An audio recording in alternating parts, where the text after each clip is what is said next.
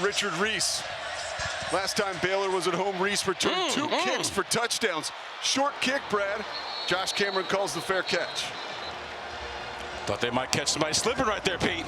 Got to make sure everybody's paying attention to start this ball game. They didn't catch you slipping, partner. Not a bit. Johnny on the spot. And there is the man on the spot today, Daquan Finn. 5'11", 196, coming from Detroit. And he is ready to make an impact in Central Texas. Yeah, Coach Aranda said that he won the position definitively. So they must feel comfortable about what he's going to be able to do in this offense. Shotgun formation to start. Richard Reese burrows into the line of scrimmage. Short gain. Richard Reese, the ball carrier. Just softening up the line of scrimmage. We will see this tempo today. Baylor, of course, that new air raid offense we alluded to in the open. Richard Reese, speaking of open, into the open field.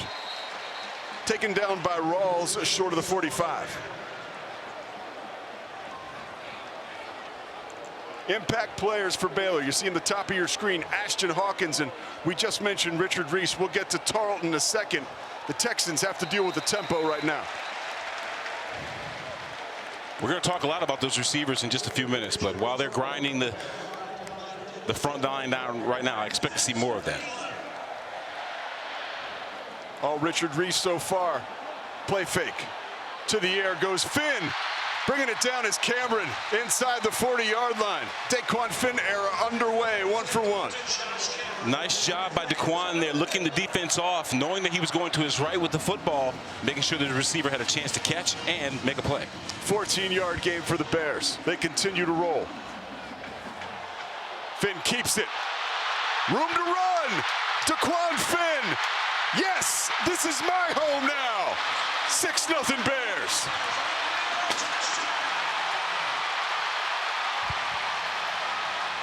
.39-yard run.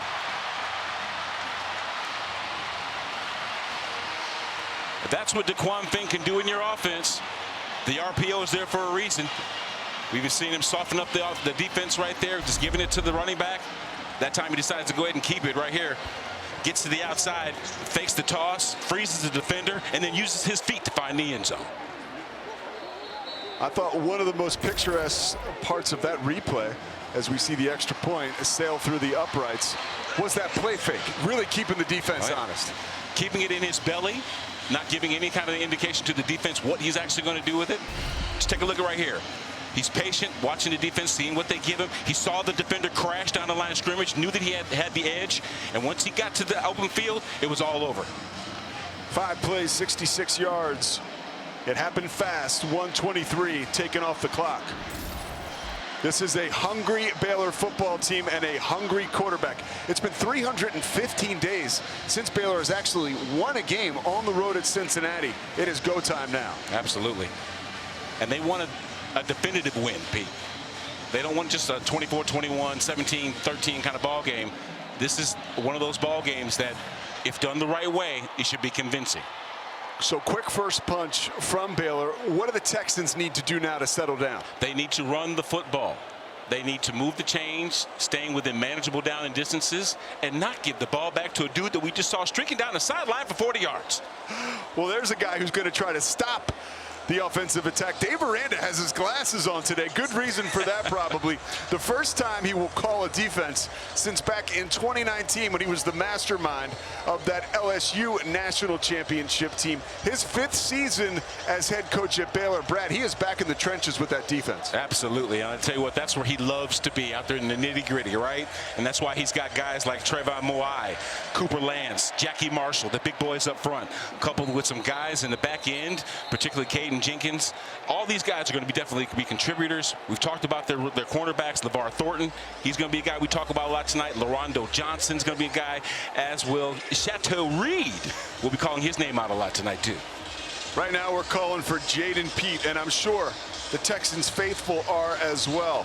Victor Gabalis lost in the first half in their win against McNeese, starting the season off in week 0.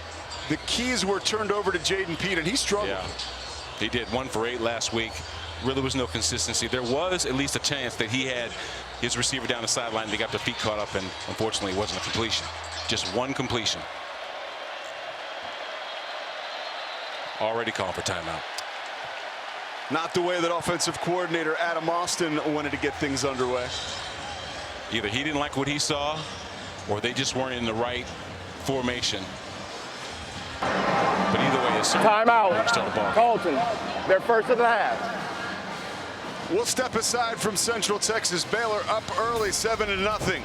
Big 12 action on ESPN.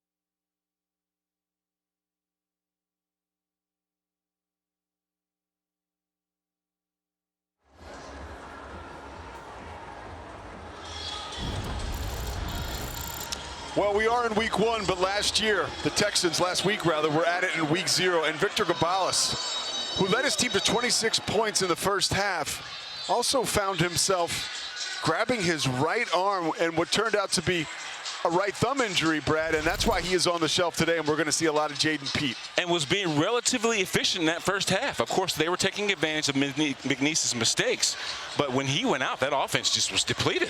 How does an offense get behind a reserve quarterback? They have to rely on their other skill positions. Kayvon Britton, 1,000-yard back. You got to call on him today. Britton is the setback alongside Jaden Pete. First play of the day for the Texans offense coming up. Britton shakes and bakes, hesitates. 2-yard gain. Saw what you did there. Kind of running a similar style offense because they both have mobile quarterbacks in the backfield at this point, right?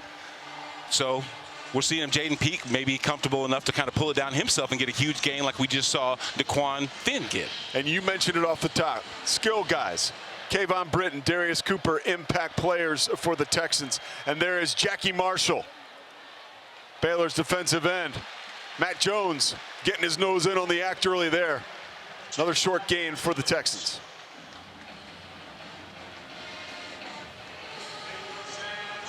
Yeah, this is a patient offense right now that's really just trying to stay in front of the chains. You don't want to give the ball back to a high-powered offense. Take what the defense gives you. See if you can complete another down. 4 wide receivers set for Pete. Just 9 yards passing last week. Another carry for Britton. Reverses field. Garmin almost grabs him. Gang tackling is Baylor, but not before Britton finds a first down.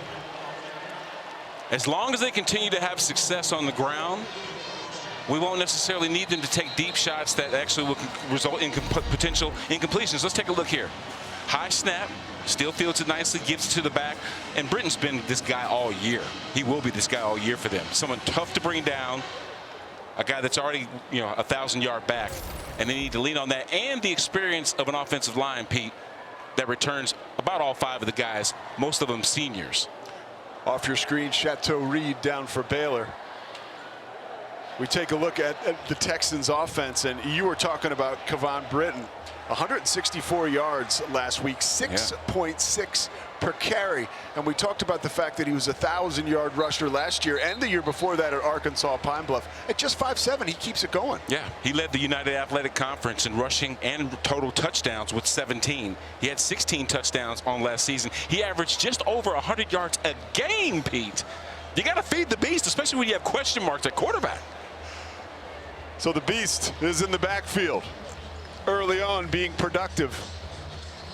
11 yards on 3 carries.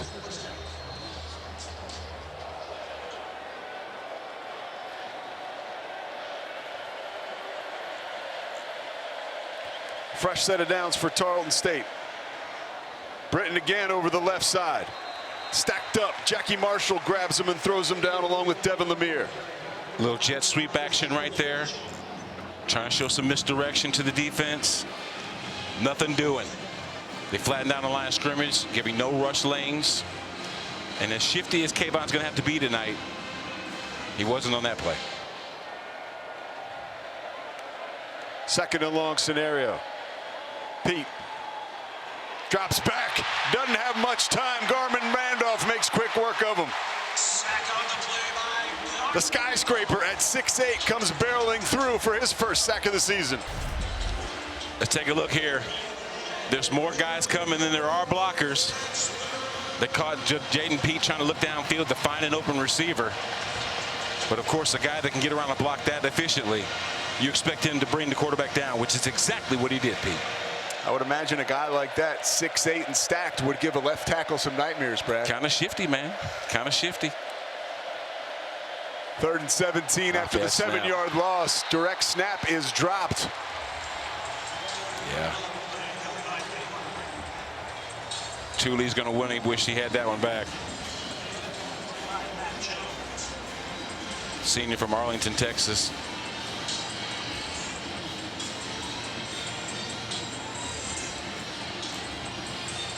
Josh Cameron, Johnny on the spot.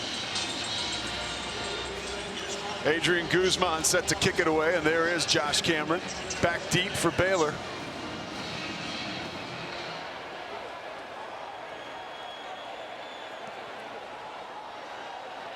Spiral under it, just inside the 40-yard line is Cameron. Knocked out of bounds. A little bit of chatter on the sidelines. It is college football season, and speaking of that, Daquan Finn on the turntables early today. Going to try to keep the music going.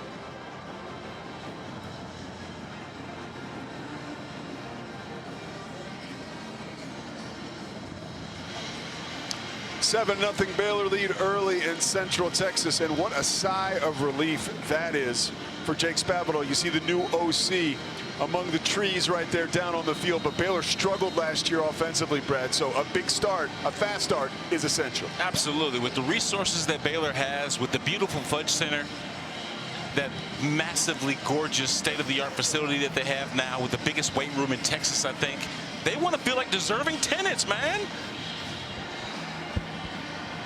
So far, so good.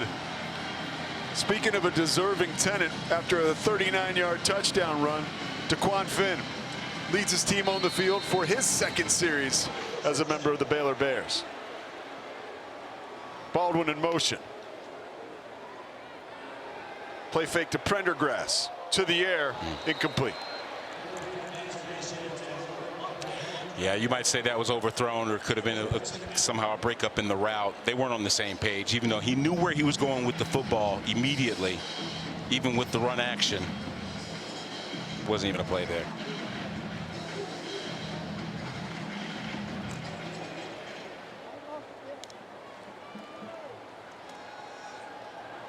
The big fella, Dawson Pendergrass, taking tacklers with him to the 43-yard line. 5 touchdowns last year. He already got a couple this year. Take a look right here. Got that read option. Nice work carrying out the run fake with Daquan. Big tough yards by Dustin Pendergrass. 3rd and 5 coming up. Talking to Jake Spavital yesterday about tempo, he said the first down of a possession is really what you need to get to figure that tempo out. Finn would love to get one now. Just shy of the 50-yard line, or excuse me, the first down marker, but there is a flag down. There's some funniness going on back there between 68 and 92. We'll find out what Big Omar was doing back there. Tangoing with Tremaine Chisholm. Holding. Of course they would blame it on the lineman. Holding. Offense. Number 68. 10-yard penalty. 3rd down. So Omar Ibedian, brand new to Baylor. Let's take a look here and see what Omar did to get caught. Yeah, kind of got caught kind of tall. Oh, absolutely. Now, see, that could normally be viewed a pancake, but when the defender is trying to get away from you and you obviously have so much cloth that he can't, the official has to throw the flag. 3rd and Austin now for Baylor.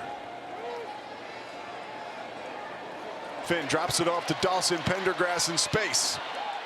Banging his way to the 40-yard line. Well short of a first down. Daquan did good enough to get that ball out of his hands. It was a similar situation where the pressure was coming immediately. Matter of fact, they say you can call holding on every single play. They could have actually got big number 72, Colton Price, right there on a hold as well. But they didn't call it, bringing up 4th down. That's quite the tightrope to walk as an offensive Number 5 of Tarleton is number 79. Is, but when you're thinking maybe 79. more screen action and just getting the rushers upfield, you can't let them be a swinging gate and just hit the quarterback on the way into the screen. Palmer Williams back deep. Barely gets it off. Ball takes a Tarleton bounce. Out of bounds. What card? And there it is. The big news for Tarleton, November 23rd, 2019, their last game as a D2 member. But the maturation of the program continued. February 13th, 2021, they waited 449 days to play their first FCS game. And you see, last Saturday, that journey to Division I was finally finished as they won their first full-fledged game as an FCS team. It was their first nationally televised game, too, and they are eligible for the postseason this year in the FCS after that wait. High snap. Pete brings it down. Matt Jones wraps him up.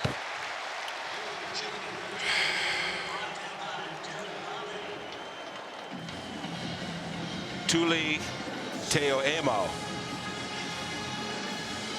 He and Jaden need to get on the same page. That's the second time we've seen an errant snap, one that affects the rhythm, the pace of the play. Not only could that be a turnover, but now you got your quarterback running around the backfield after a broken play.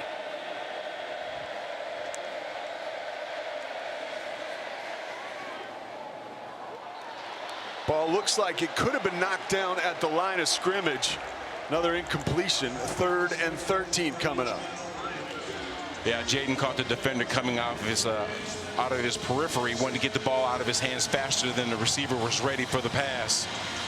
He tried to give it to him upfield so that way he could make a play once he caught it, but it was in the dirt.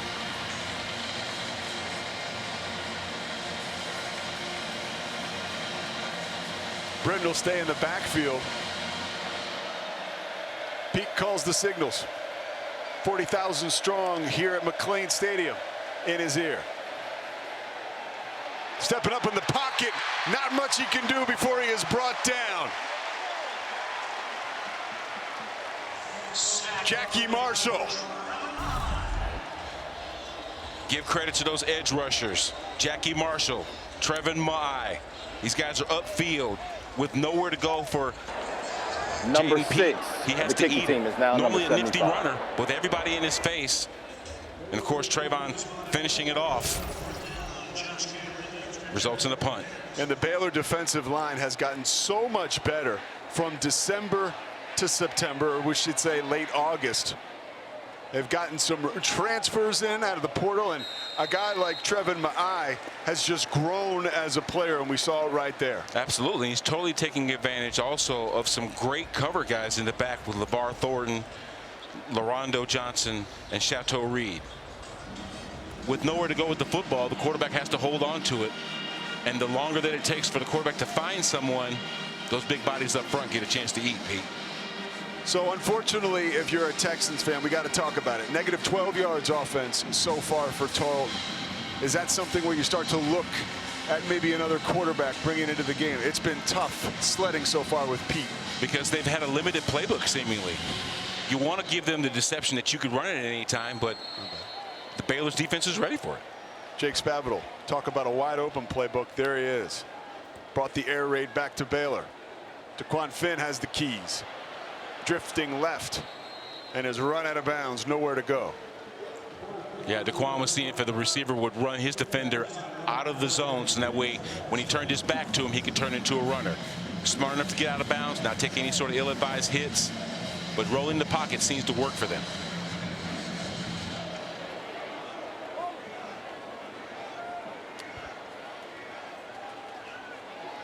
Finn will keep it, and now he swings it to the outside. Ashton Hawkins, his first catch as a Baylor Bear. Short yardage will bring up 3rd down. That is the epitome of an RPO. Look, has the ball in the belly of the back, decides to keep it, and then throws it out to the flat. So guess what? His receiver can make a play. He used all 3 elements of what he had right there. And that looked like fun. Just flipped it out there. It felt like a basketball game. Almost by design, huh? 3rd and 5. Go time for Baylor.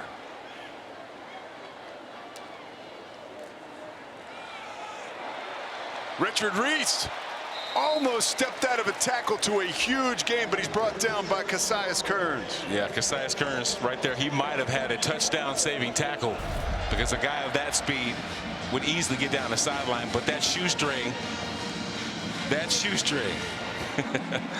what brought him down. Fresh set of downs for Baylor after the first down. Here's Reese again. Belts it down after another short gain. Normally not that easy to bring down a guy like Richard Reese. That's why they gave it to him again. Splashed onto the scene as a freshman, was the Big 12 Freshman of the Year 2 seasons ago. Last year struggled, just said it didn't feel like it should have. Trying to find that rhythm again. Just 66 carries, 306 yards, and a couple of touchdowns. That's not Richard Reese productivity. See Tarleton trying to get fresh bodies onto the field as they deal with Baylor's tempo. Hawkins in motion. Quinn with time. Uncorks it. Ashton Hawkins shakes and scores. Second catch of his career at Baylor. First touchdown. 32 yards. Daquan Finn showcasing his athleticism, rolling that pocket, throwing across his body, finding the open receiver after he uncovers closer to the end zone. And we talk about a smaller receiver in Ashton Hawkins, and you look at him, he's looking downfield. The defender hadn't had a chance to turn around and look for the ball. Ashton Hawkins knew it was underthrown, makes the adjustment, and then fights through 2 defenders to get into the end zone, Pete. That gets you excited. That gets the fans here in Waco excited. And the opportunity now for a 14-0 lead. It is true. 5 plays, 46 yards, 2 minutes, 9 seconds. 5'10", 165 pounds. They say he got the hands of Wilt Chamberlain. He's got huge hands, they say, and strong hands. Absolutely. Let's look at the catch here. You know, a guy that has that kind of hand size, he reminds me of DeAndre Hopkins. You know what I'm saying? Just, oh, yeah. You know, runs really good routes, and the corner obviously didn't know where he was going in that man coverage. And not only does he make a move after the catch, but will not be denied as he scores a touchdown. Ashton Hawkins is comfortable here at Baylor. Had 20 catches against him as a member of Texas State. Off to a good start in his career here.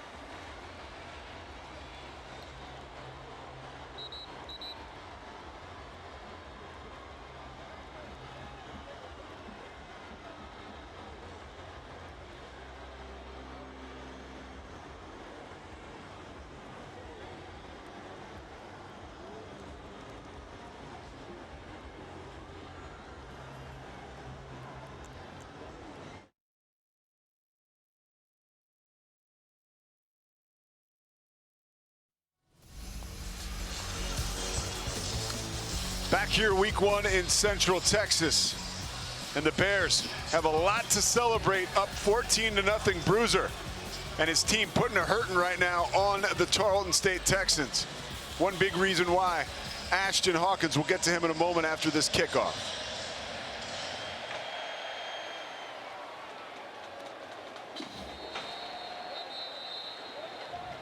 So let's take another look at how we got here to 14-0, Brad.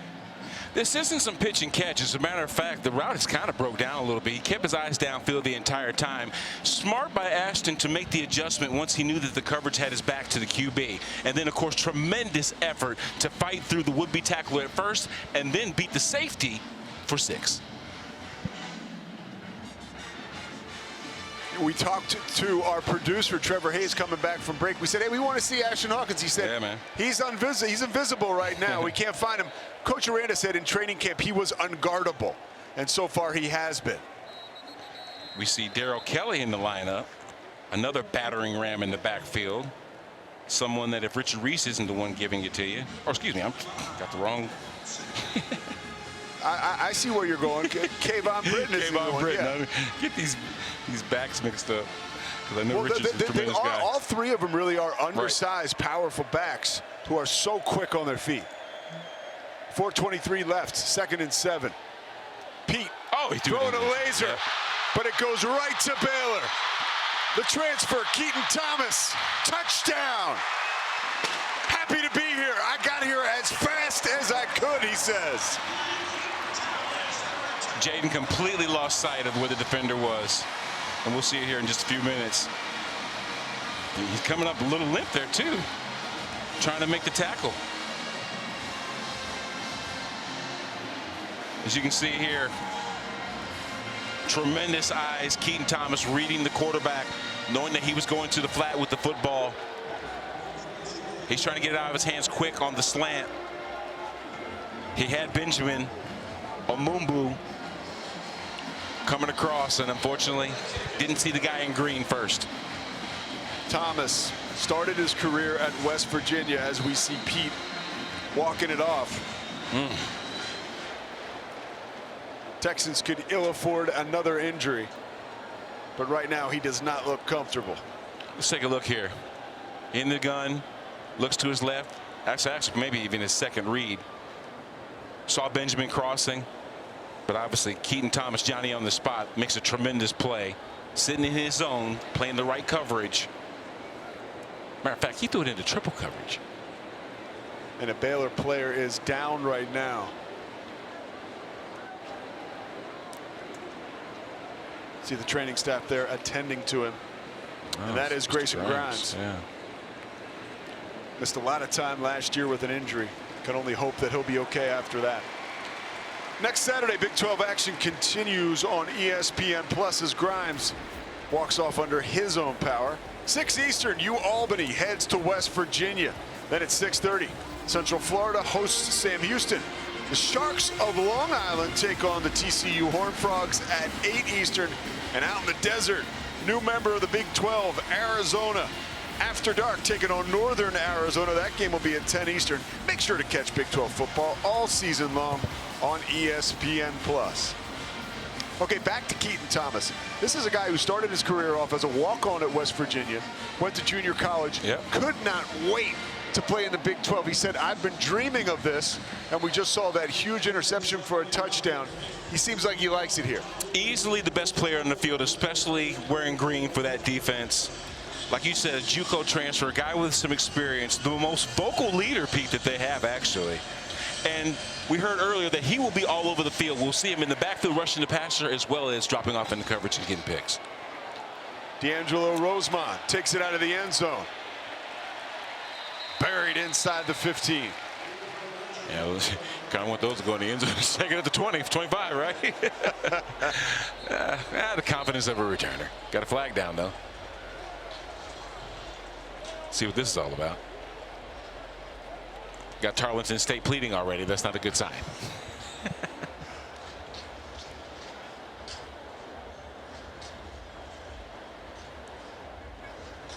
And there is our referee, Cravon Barrett. Unsportsmanlike conduct. Number 10 of the receiving team. Half the distance to the goal. Mayabu. First down. Hit with the unsportsmanlike conduct. For number 10 of the game. Let's take a look at number 10 White here on the left side of your screen. You know what?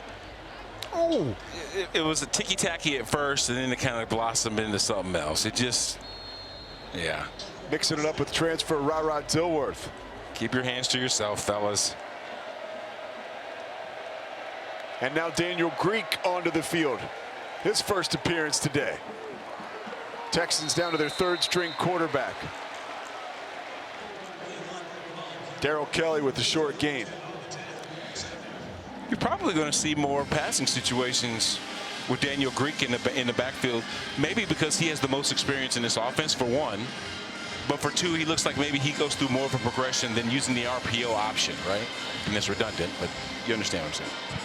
Yeah, you hit on it. You know, out of college or out of high school, went to play for Mike Leach in the air raid at Mississippi State. Couldn't break the 2 deep. And as I say that, he keeps it on the ground. that's perfect. Knifing his way to about the 14-yard line. Positive yards nonetheless, right? They'd much rather have 3rd and 5, something that opens up the playbook a lot more than 3rd and 10.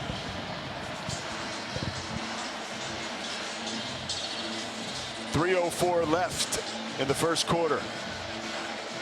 Texans 1 of 3 on 3rd down this afternoon.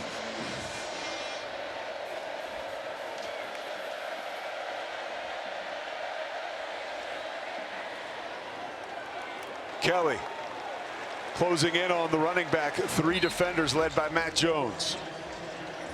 Yeah. Darrell Kelly rushed for 136 yards with an ankle injury before giving way to Britton. As you look here, being a very patient runner, but hard to bring down nonetheless. See, he's a bigger body, 3 inches taller than Kayvon Britton, but still very effective between the tackles, especially behind this offensive line. I got to keep mentioning that, because if they want to get back in this ball game, I think using those big bodies up front, the most experienced unit that they have, Pete, they've got to tap into that a little bit more. All 5 starters back on that Tarleton offensive line. Back deep to punt it away is Adrian Guzman. Drifting back is Josh Cameron. Great punt. Takes a Baylor bounce. Well, that's how you turn the field over. A little bit. Still good field position for Baylor. With his back against the wall, though, Guzman gets it done.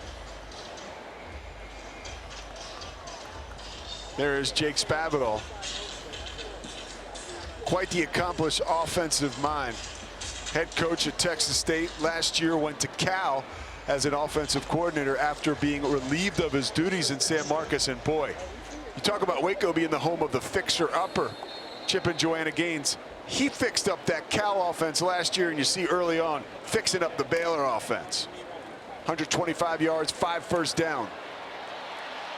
Finn can't spin out of that one. No, he cannot. First sack of the game, Cayman Lane coming for Texans. Let's take a look here. Right off that edge, beat the tackle inside. The only thing that big 79 Alvin Basile could have done was just to grab him. He got beat that quick. 11-yard loss. It's exactly what Tarleton needed.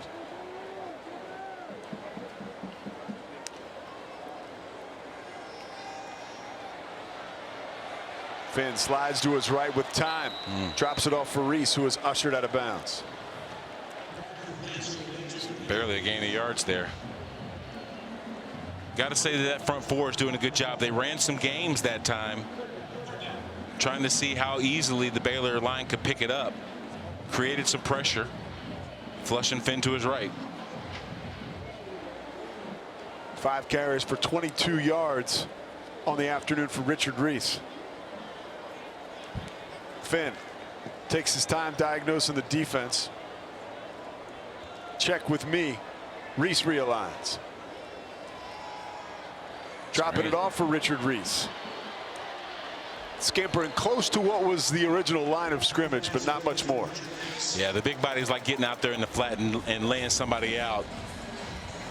Alvin wishes he could have got some mitts on the defender there to obviously give his ball carrier a little bit more space. They did get some positive yards, but here comes the punt team. Yeah, Connor Williams is back deep. Blake Smith set to return it for the Texans. Wobbly kick. Smith, a half-hearted fair catch, is confirmed by the officials. Because he looked up and he saw that he had more space than he did. Than he thought initially. And Pete, we saw him also go off with an injury. Maybe they get a spark in this series. Britton jackknifes into the line of scrimmage, taken down by Keaton Thomas. You might even think Baylor's being a bend but don't break situation right here, where obviously they're not running anything, worrying about Daniel Greek throwing it downfield by any stretch, especially with his punch look. Head coach Todd Whitten, excuse me, says Britton can hit home runs. Be nice for a big swing here. Nothing doing. Thomas again wraps him up. Boy, has he been involved. Yeah, he has really been involved. He and all those brothers, Trevin, Cooper, Jackie, they've been mobile up front, making it hard for this experienced offensive line to make rush lanes for Kayvon Britton or Darrell, whichever one's in the backfield. Another 3rd and long for the Texans.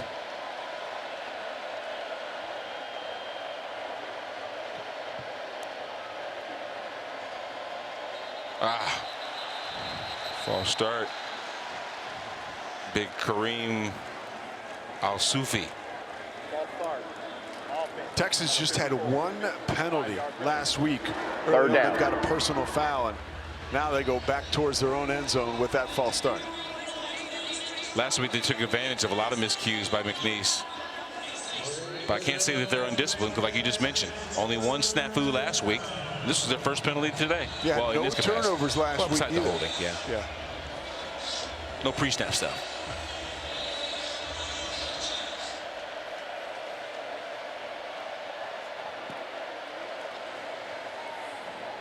Britton dances across the 15-yard line. No chance. Snuffed out by Baylor's defense once again. Second look here at that 12 personnel. Kayvon just trying to be as patient as he can to find a crease, keeping his legs moving. But there's really nowhere for him to go with the football. Number 6 of the kicking. They're still in a 3rd and manageable situation. It's 4th down. What am I talking about? The guys hadn't moved hadn't changed the. Come on, we got to talk to our chain gang. Yeah, right. There. Let's go, chain gang guys. Got me food up here in the booth. This is shades of Colorado, Missouri. It's still on 3, but he just changed it. Officially, we got it down. Cameron calls for the fair catch at the 32-yard line. Baylor coming back onto the field, trying to protect a 21-0 lead with 12:49 left before the half.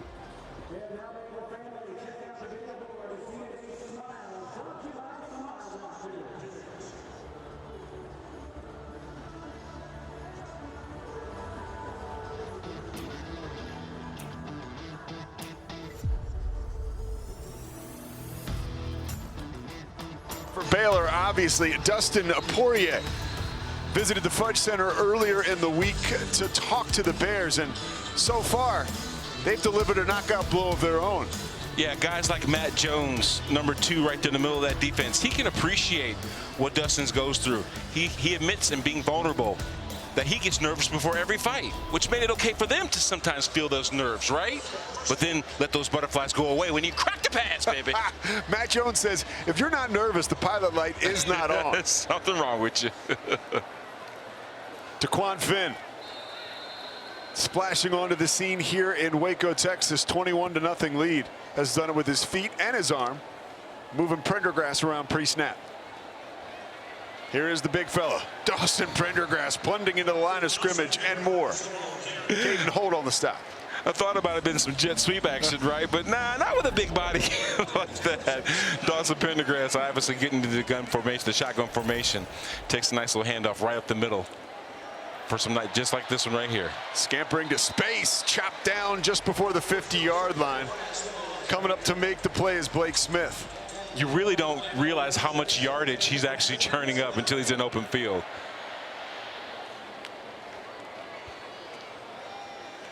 Baylor using tempo. Prendergast uses his blockers to get inside Texas territory. Come on, man, that's a 220-pound back. I don't know how much longer they can keep that pace up. And also, they're somewhat undermanned, the Baylor football team. Dominic Richardson, as the coaches told us yesterday, not 100%. Bryson Washington is out. Josh Dobbs not going to play today. Yep. And you figure when you're up 3 touchdowns like Baylor is, you're going to see guys in the lineup, right? You don't necessarily have to see Richard Reese all afternoon. You know what he's capable of doing. Keep him fresh for Utah. You and I talked about it offline before the game. As a player on some of those great Illinois teams for yourself in college, you're playing Southern Illinois, you're playing Northern Illinois early in the season. You want to take care of business. Absolutely. You want to work on the depth of your roster. If you're up that comfortably, it's okay to let the underclassmen get in and make big plays. Speaking of depth, DeQuan Finn going deep. Katron Jackson getting in on the act. Let's take a look at what happened here. Plenty of time in the pocket. Had his receiver dialed in the entire time.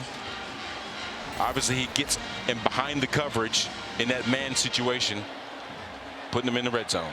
Ooh, again for Jackson. Reaches out the left paw, gets a little bit on it, but a nice defensive play by Odie Mara. Yeah. Katron Jackson figures to be big on those outsides like we saw him in that last play. Just 1 touchdown a year ago.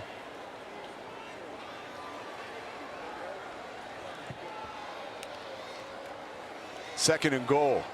Dawson Prendergast again powers his way inside the 5-yard line. 3rd and goal coming up.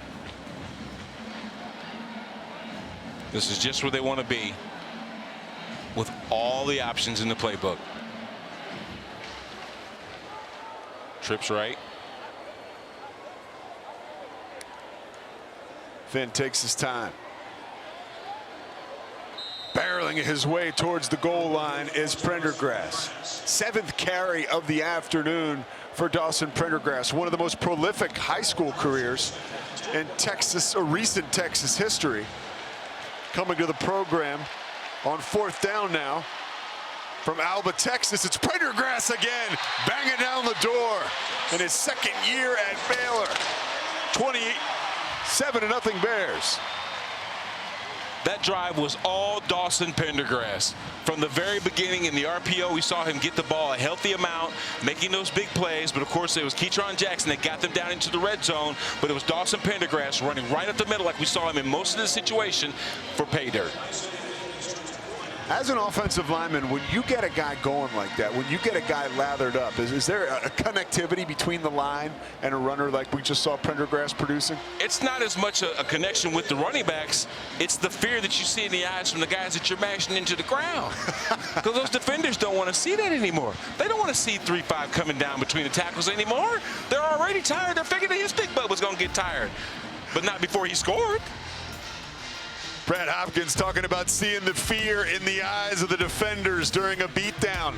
Dawson Prendergast seeing the end zone there. Baylor in control.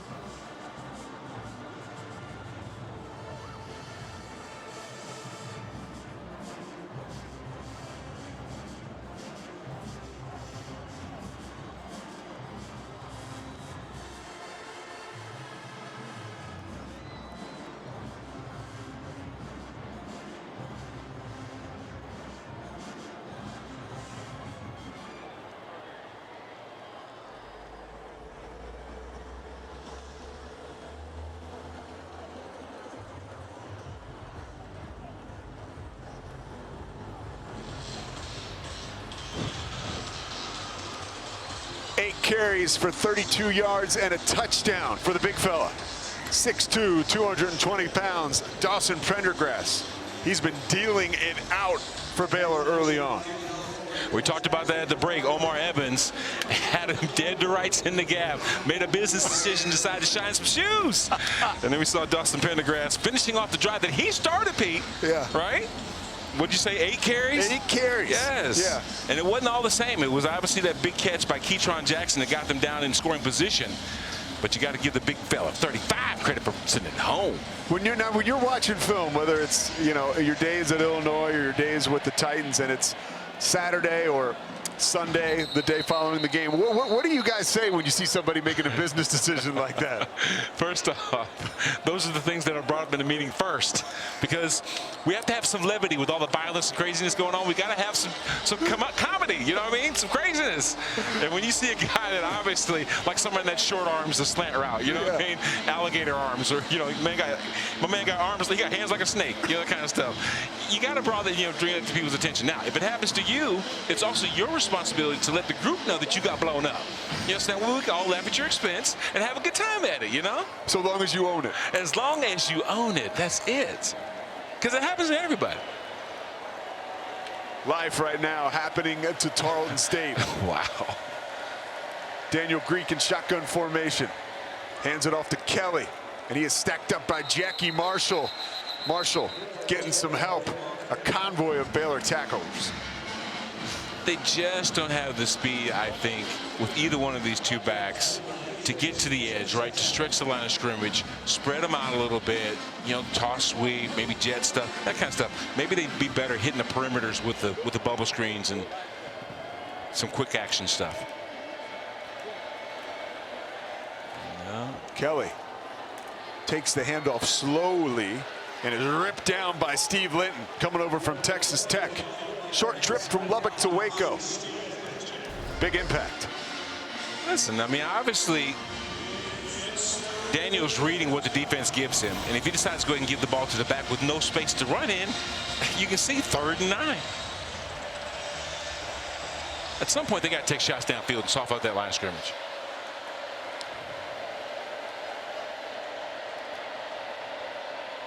Daniel Greek from Argyle, Texas. Would love to make some noise down the road in Waco. Uncorks it. Crawling back to the football is Darius Cooper. Just short. Calling it a catch. You go for it here, 4th and 1? I do not. Man, you know how much momentum you would get off of that play if you converted? Now, you're going to look like a heel if you don't. I mean, I got no business even weighing in on that conversation. You're the expert, but let's take a look here. Obviously, pressure in Daniel's face. He's trying to get the ball off. We saw some slippage there. Quite the Daniel's looking really on a feel of a completed pass. The defense is watching, studying. Here comes big 45 right in the middle. Gives him right in the face. Greek gets the ball off, but I think had the receiver out there in the flat not slipped, he might have been able to secure and catch the ball. Yeah, it did look kind of wanky. I'm not sure if that's going to be a catch, and they're actually discussing it on the sideline right here. Yeah, officially the spot is not under review, but the catch is. No, right through. Oh, wow. Well, they're going to quickly see that the ball bounced into his lap, basically. He did a good job of trying to cover it up. But needless to say, very visible from that first angle that we saw, Pete, that this one's coming back. Yeah, great job by our ESPN crew. No 4th and 1. Yeah, right there you see 2 camera angles. Ball just sitting there. Quite the effort by Darius Cooper after losing his footing to climb back to his feet and almost make the catch. Absolutely. Rick Jackson is our replay official. Taking a look at this one. Also give credit to the coverage. Might have been able to make that catch, as unstable as it seemed. Coach Todd Whitten putting Tarleton on the map and bringing them to the FCS. Struggling right now. Yeah. That was Caden Jenkins on the coverage. I thought he made a tremendous effort to break up that pass, basically. I mean, it was short, but still. if he didn't have him draped over his head, you know, trying to catch the ball, he might have been able to come in with it. It is cool to see Dave Aranda with the glasses on. I gotta say. Yeah, he looks astute. He is astute. Totally. And in past years, as we get to the official review here and the official result, we'll let it go down to Cravon Barrett. After review, the pass was incomplete. 4th down. Please set the game clock to 8:20. You know, I think one of the reasons why Dave Aranda gets the most out of his players is because he seems like someone that is mindful of his communication. He's not going to be screaming, berating, yelling at you. Almost like a guy you'd hate to disappoint. You know what I mean? You want to live up to his expectations of you. There's an authenticity to him that I think leads to relationships, right? And with relationships, you can coach them. Absolutely. Receivers coach Dallas Baker said the same thing. Guzman gets it off. Cameron going to let it bounce. Wow. You said it, I didn't. Yeah, you know, I can't punt, so guarantee he wishes he could have got a little bit more on that. Adrian Guzman wishes he could put a little more of a foot into that one. So a short kick. Takes a Baylor bounce, too.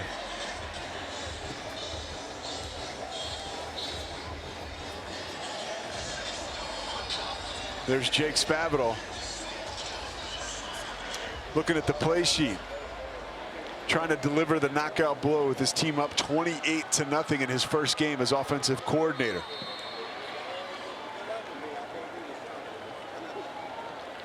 Total yardage right there tells the story.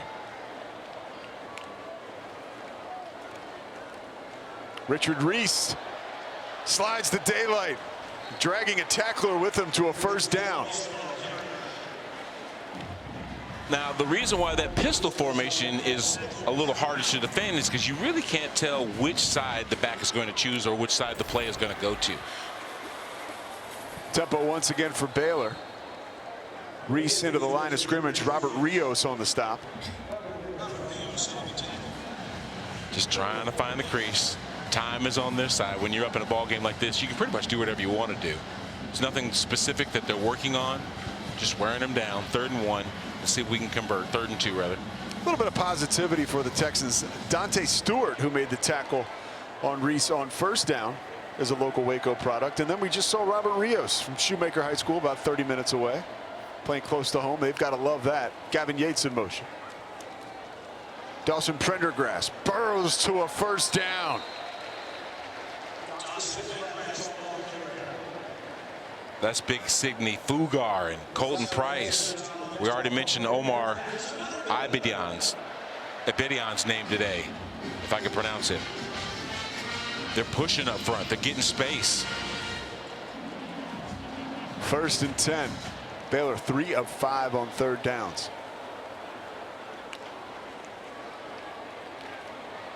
Richard Reese scampers over the right side. Belted down by Blake Smith. If you can get 4 or 5 yards a carry, why would you do anything else? It's not sexy, but you're up in the ball game. Now, we do know the style points matter, but if you keep doing this and bump your head on the goalpost, who's to say anything else? And you see the running attack illustrating your point, Brad. 96 rushing yards for Baylor. The freshman, Jaden Porter, with his first catch of his career. Dallas Baker calls him a future All-American. And he will be. Absolutely. A young player that's making plays with the ball in his hands. He is going to be dynamic. But also, let's look at what they're doing.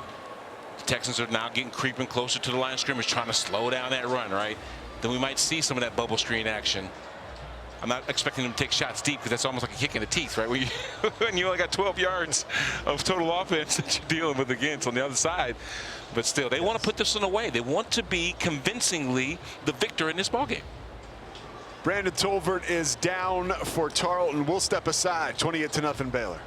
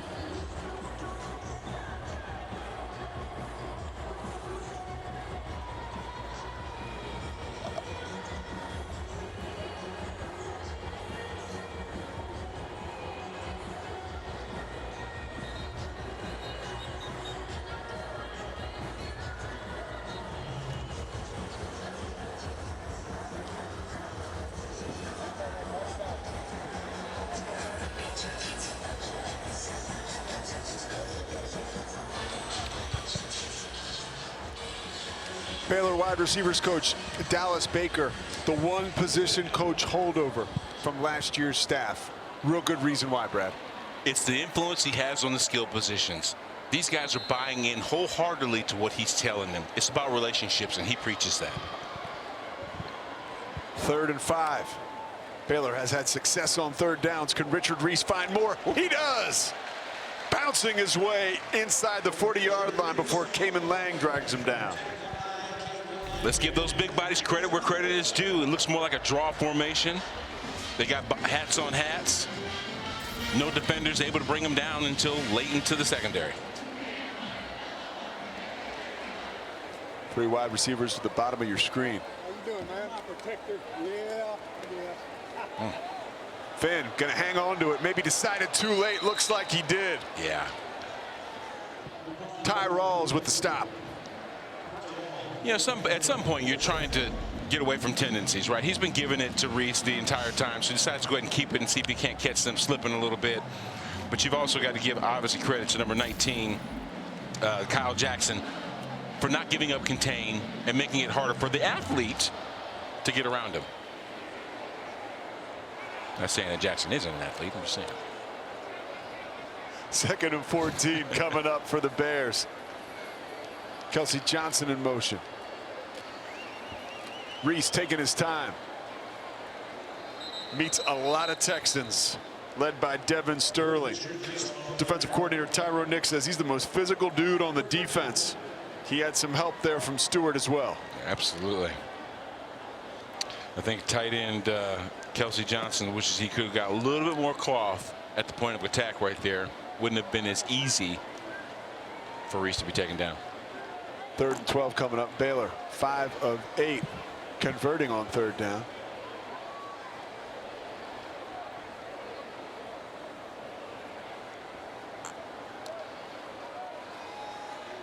Finn with time. Eludes the pressure. Throwing on his feet. Flag comes in late. And the pass looked like it might have been caught by Michael Trigg. I bet you they got pass interference on Dante Stewart, kind of going through the defender. We'll see.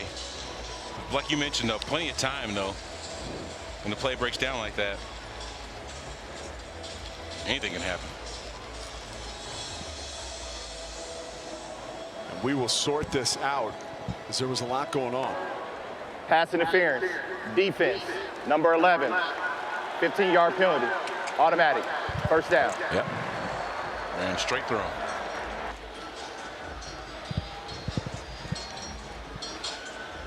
You nailed it. It was Dante Stewart. Let's take a look here. Coverage was great. Finn is just trying to find somebody downfield. Now, you can say that he argumentatively was making a play on the ball, because that's anybody's ball when it's in the air. Oh, Finn man. slings it. Michael Trigg, Wow. this time he says, I got it. And yes, I'm here. The transfer from Ole Miss making his presence felt. That was his 2nd read. He finds his incredibly athletic and super gifted Michael Trigg to set him up in scoring position. 1st and goal for Baylor. Oh. Finn will keep it. Looking for pay dirt. It's coming back. Flag on the play.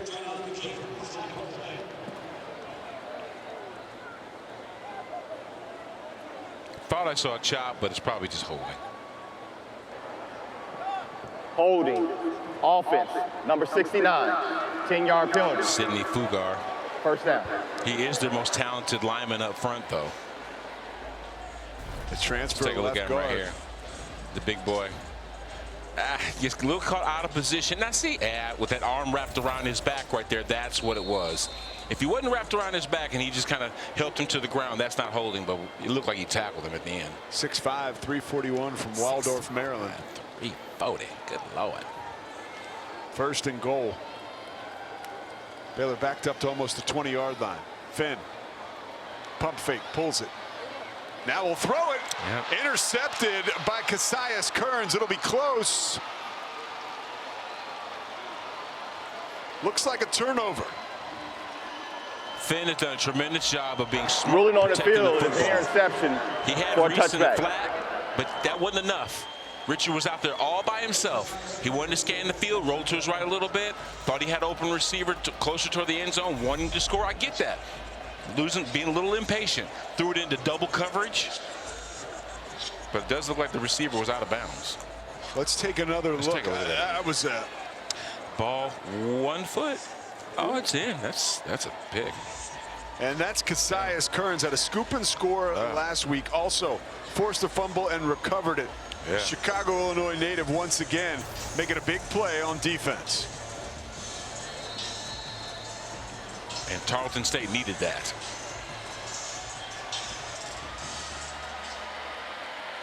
So we'll find out what Daniel Greek does here. Unloading it down the field, up and grabbing it. Big time play by Darius Cooper. Flag is down as well. Yeah, they might get LeVar Thornton with a pass interference here. The ball was in the air. Of course, it's anybody's ball, but yep. Cravon Barrett has been busy of late. Yes, he has. But what do we talk about? The Texans taking shots deep. And they got to come back with situations like that. Pass interference, defense, number 25, 15-yard penalty, automatic, first down. When the ball's in the air like that, you got to show yourself to be making a play on the ball. If not, guess what? You're playing the man in this illegal coverage. And as you look, well, he actually had his eyes turned back around, but you can see he didn't necessarily locate the football. Knew it was in the air somewhere close because of the receiver trying to adjust to make the catch, and he just threw his hands up and caused the illegal contact.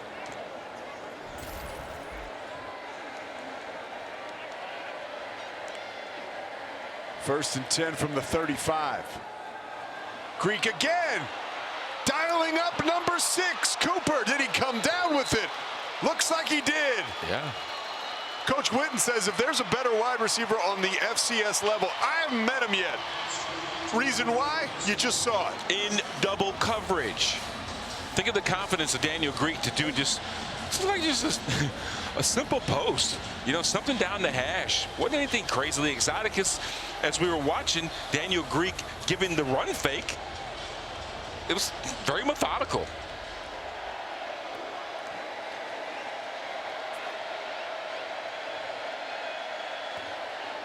First and 10. Britton, the Cincinnati kid, can't run anywhere this afternoon in Waco. Kendrick Simpkins drags him down. Yeah, this RPO is par for the course. 2-minute timeout. 2-minute timeout. Brand new in college football. Brand new right now. Tarleton on the move. We'll come back.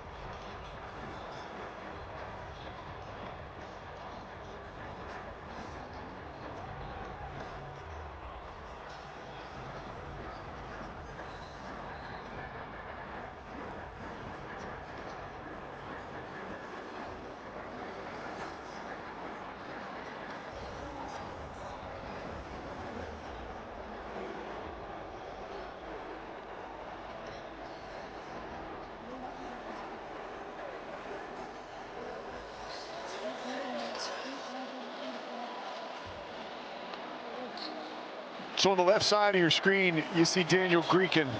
On the right side, you see Darius Cooper. They just hooked up for the biggest gain of the afternoon for Tarleton. There's another look, Brad. Yeah, absolutely. The Senior Bowl watch list preseason All-American coming down with big plays just when Tarleton needs it. Sprinting out to the right side, Greek again finding rhythm. Dawson Hearn reels it in.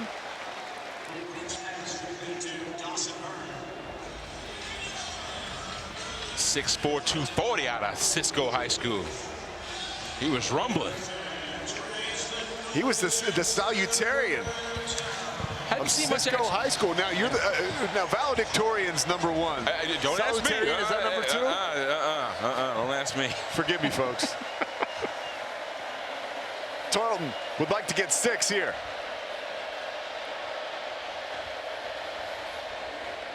Greek to Britton, who is met by Jackie Marshall. Yes, but look, he continues to move down the field. Flag is thrown. See what happened at the end of this play. But like you just mentioned, Jackie Marshall was in the backfield almost at the snap. Usually when something like that happens, Pete, that means the defensive line's got a good bead on your cadence. Or maybe they're just watching the center and squeezing the ball. After the play is over, personal foul, late hit, defense, number 10. Half the distance to the goal. Steve Linton. Automatic, first down. Hit with the personal foul. Yeah. He does have elite talent. New cat coming in, trying to establish himself, set the tone. Let's take a look. Very patient with his read, despite Jackie being in there. Oh yeah, come on now. Trying to act like he was stumbling into the play. Hey, it's been a long time since these guys have gotten to play against somebody else, man. Right, but you're up ahead in the game. That's unnecessary. Now, see, you might be responsible for helping them put their first touchdown on the board. How do you feel? Yeah, you're pitching a shutout, too. Exactly. You don't think that matters to the defense? Of course it does. They don't even have a field goal on the board, and you put them up in a situation like that. He's getting cussed out later. If not right now. Linton, a talented transfer from Texas Tech. He had 3 sacks against Baylor last year. The personal foul penalty results also in a 10-second runoff. Please set the game clock to 1:03, and it will start on my ready. People around the program speak so highly of him, making his first mistake, a mental one, here in Waco. No, that wasn't a mistake. That was intentional. He knew what he was doing. He's got caught. 10-second runoff taking place now. Game clock, please go to 1:03. Thank you. So we'll go to 1:03. What do you look for here from Tarleton as they're trying to close the half on a positive note? You can't get it. And look, I'm an ultimate optimist, but you can't get it to 3 scores. I don't know what they're looking at, just running this slow-paced, methodical offense. See if they come up with something different here on this one. 1st and 10, Hearn in motion. Britton jumps out over the right side, inside the 10-yard line, is taken down by Jackie Marshall. They're not giving up contain. They're flattening down the line of scrimmage. We haven't seen many explosive plays with them running the football. The best plays that we've seen are them going through the air. 2nd and 8, will they take to the air here in the red zone? First trip inside the red zone for the Texans. Greek to Britton. Moving forward to short yardage. Kind of ugly way to get yards, but it's not negative yards. You know what I mean? You've got 2 more downs right now to get the ball 7 yards. Well, 1, yeah, if you think about it. Still. Timeout. 11 seconds left here in the 2nd quarter. The second of the half. Timeout. 1 left. 10 seconds. Please set the game clock to 12 seconds. That's Big E right there. Big E. You definitely see Big E. Linus Noel giving Baylor a true nose tackle presence up front this year, something they needed last year. 6'2", 237. How do you block him, Brad? You don't. Actually, you can't just block him with 2 hands. Usually takes 4. But then when you got space eaters like that, that's what they're designed to do. You cannot run against guys you can't get around, right? Those are the legitimate two-gappers. Well, that's you know, there was a lot of success when you were in the league having success with Tennessee, with the Titans. You know, they had those big guys up front, Tony Siragusa, Sam Adams, opposite of you in Baltimore, and that became sort of the cat's meow throughout the whole league at the time. Because it doesn't allow an offense to run. Running the football dictates the pace of the game, right? If I can effectively win the trenches and run the football, it opens up the rest of my play. But because you're what? You're concerned about stopping me from running the ball down your throat. 3rd and 5 coming up, 12 seconds left. Texans want to get on the board before the break. Greek shouts the signals. Crowd getting louder. Time to throw. Time running out. On the move into the end zone. Almost taken away. Lorando Johnson was on the scene. Omayabu, the intended receiver. A lot of contact in that corner of the end zone over there. Let's take a look at Lorando Johnson right here in coverage. They both got hands on each other. You saw them trying to get the separation. He barely turned around. If he hadn't got his head turned around, that was an easy case for a PI. Snacks Johnson, happy to be back in Waco. Spent the year last season in Arkansas after transferring from Baylor. Back at home, 24-yard field goal attempt coming up. Michael James will give it a shot. Line drive. Wow. No chance. There's no worse feeling. You make all these big plays. You get yourself down well in the red zone, well in scoring position, and you can't even put it through the uprights. Yeah, 7-play drive, went 73 yards. They took 2:52 off the clock, and you come away empty. You basically did Baylor's job for them. But you know what? Steve Linton, he can sigh now. He's okay. He's okay. Yeah, the personal foul off the hook. We had the shutout going, man. What you doing? But see now, Matt Polich, all those guys are like, hey, it's cool. It's cool. It's cool. Let's go out there and make some more plays for us. So Baylor up 28-0. This is a team last year. They were outscored in the first half, 225-118. Getting off to a fast start was important for the Bears, and they've done it this afternoon. Reese scampers to short yardage, and that'll do it. Your thoughts on the first half? They hit the portal, made a lot of changes, 22 new players here on this Baylor roster, and we have really seen an impact. Credit to the coaches. Why? For getting all these new faces on the same page in a fashion to where they can go out here and convincingly do what they're supposed to do. Now, of course, they're going to get a lot bigger test next week playing the #1 team in the conference, but what they're doing here tonight is exactly what they're supposed to do. I left this before the half saying it's simple. This is as to be expected. If this score were any other way, we'd be talking less about Baylor and more about what Tarleton State is doing. Todd Whitten would like to see Tarleton State get busy, get on the board. Drove all the way down the field, went 72 yards on 7 plays, only to miss a field goal and go into the half scoreless. 28-0 Baylor. Daniel Greek, play fake. Slings it to the right side. Sliding to the catch is Darius Cooper. Yeah, you need to see more of Darius Cooper, more of that in rhythm, the pickup of the pace for the Tarleton State Texans. They need to show some urgency to get back into this ball game. Cooper, one of the most physical wide receivers at the FCS level. 2 catches tonight. Kayvon Britton scampers to a first down, reverses his field. Todd Whitten calls him a home run hitter. Let's call that a triple. These are the kind of plays, Pete, that will spark an offense. If you take a look at how patient Kayvon has been all night, sheds some tacklers, cuts back, finds a lane, and guess what? It's a foot race. 31-yard gain. Britton ran for 166 yards last week in the Texans' win against McNeese. Traveling to the left side, Devin Bobby throwing him to the ground. I'm going to give Daniel Greek a lot of credit for carrying out the run fake.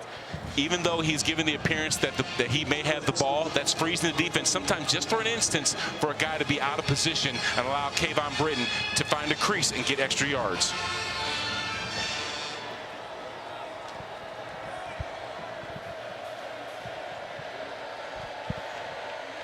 You see Daryl Kelly lined up along the right side of Greek. Play fake. Rolling right. Finds Dawson Hearn. Hearn has the lights turned out. I like that decision. Get the ball into the hands of your tight end fast. Let him convert. And let's get that tempo going. Back on the line of scrimmage.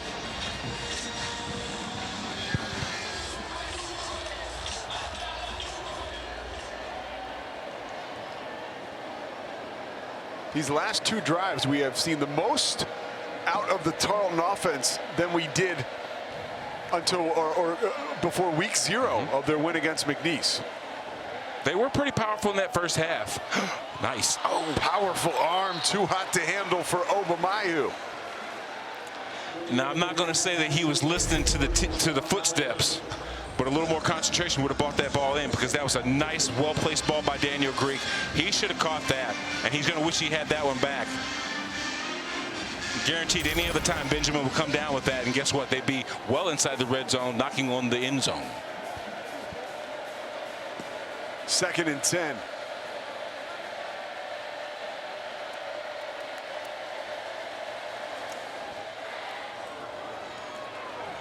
Kelly stacked up at the line of scrimmage, but moves the pile forward. Whistle is blown. Play is dead. 3rd down coming up. You see how Daniel Greek is just riding the running back down into the hole, and at the last second he sees exactly what the defense is playing and can decide to just leave it in his belly or pull it out and run. I would expect him to maybe take off and be a ball carrier here in just a few minutes, Pete. 3rd and 7. Texans offense has been on the move of late.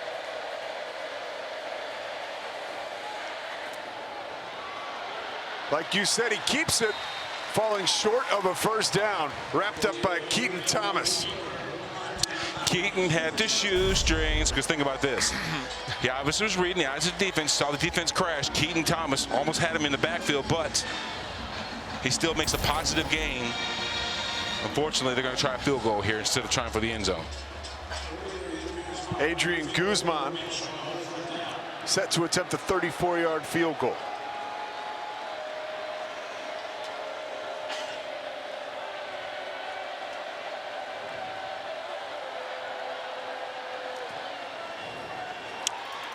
Splits the uprights, 28-3. The Texans are on the board. What do you make of their progress offensively, Brad?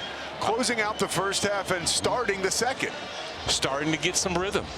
Starting to at least even insert some urgency into what they're doing offensively.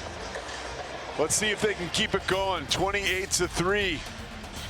Texans got to be feeling good about themselves. Their defense coming onto the field next.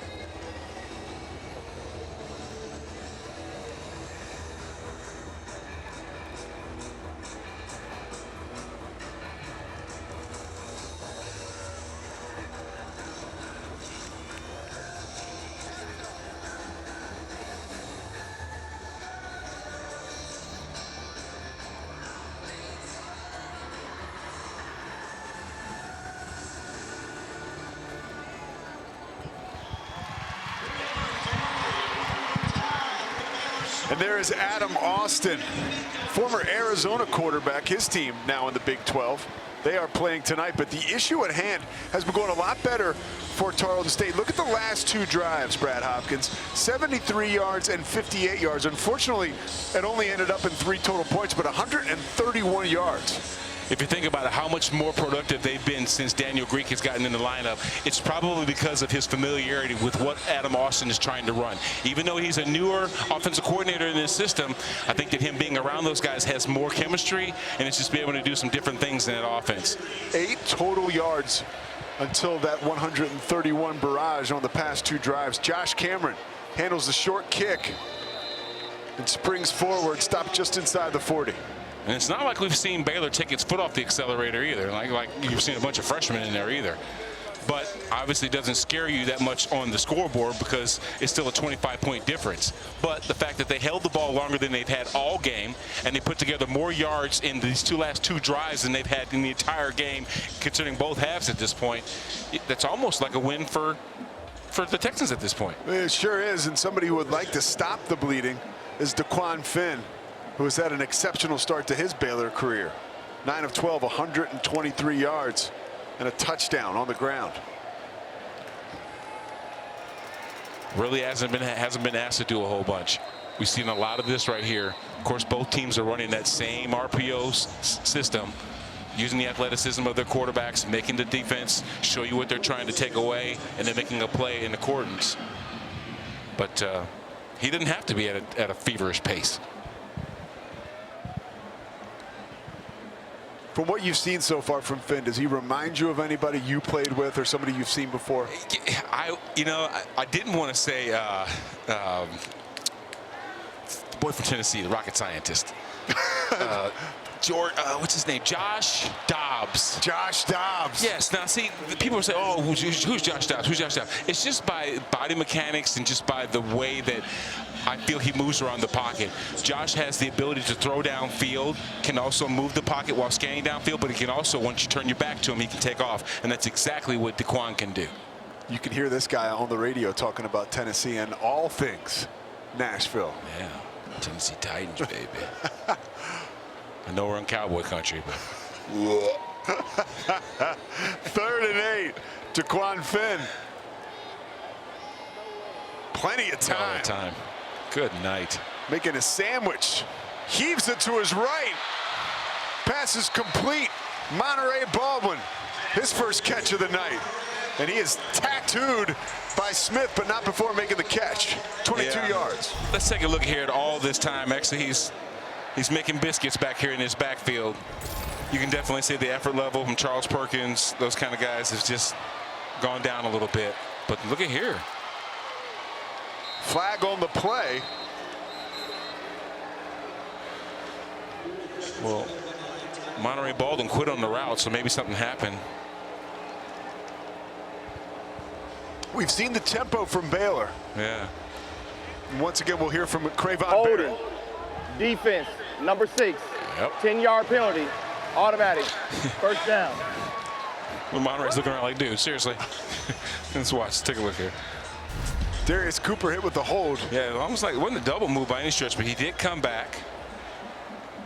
Oh, yeah, definitely. Wow. Ooh, wow. That's what they called? Yikes.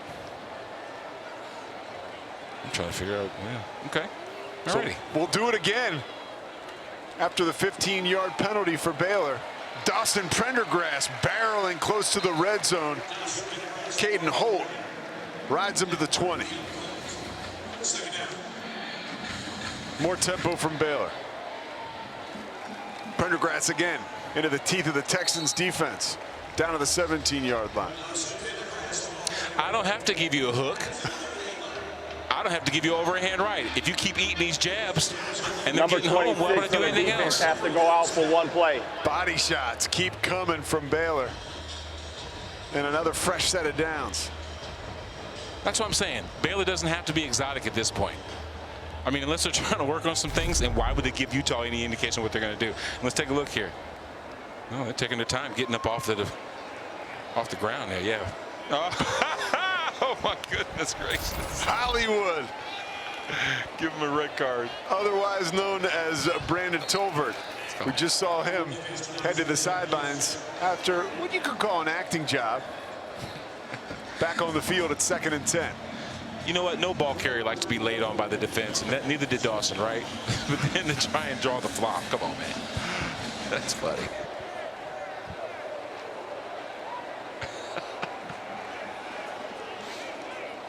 I hope that makes SportsCenter. It certainly won't make the Oscars. Daquan Finn, look at here. backpedaling into the end zone. Michael Trigg has his first touchdown as a Baylor Bear. Coach Aranda said he's one of the most athletic guys in our program. Showing up the sure hands there, 17 yards. The defense obviously looking at the pressure that Daquan Finn was taking on, losing sight of the backfield, of the back end. Nothing like leaving one of your better receivers wide open in the end zone, right? Michael Trigg showing exactly why he took full advantage of the transfer portal to become a part of this Baylor Bear program. He's going to be a huge part of what Jake's does in this offense. Yeah, Michael Trigg could be a big part of things for Jake Spavital and Baylor. 7 plays, 63 yards over the course of 3 minutes and 8 seconds. The culmination right here, Brad. Yeah, take a look at here. I mean, your big tight end running what looks like a nice little post route for 6.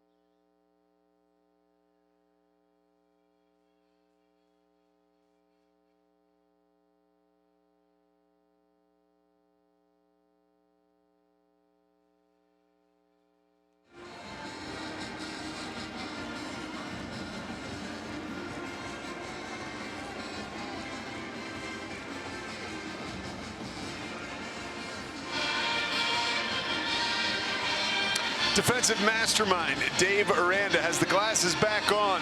It's like the opposite of Superman and Clark Kent.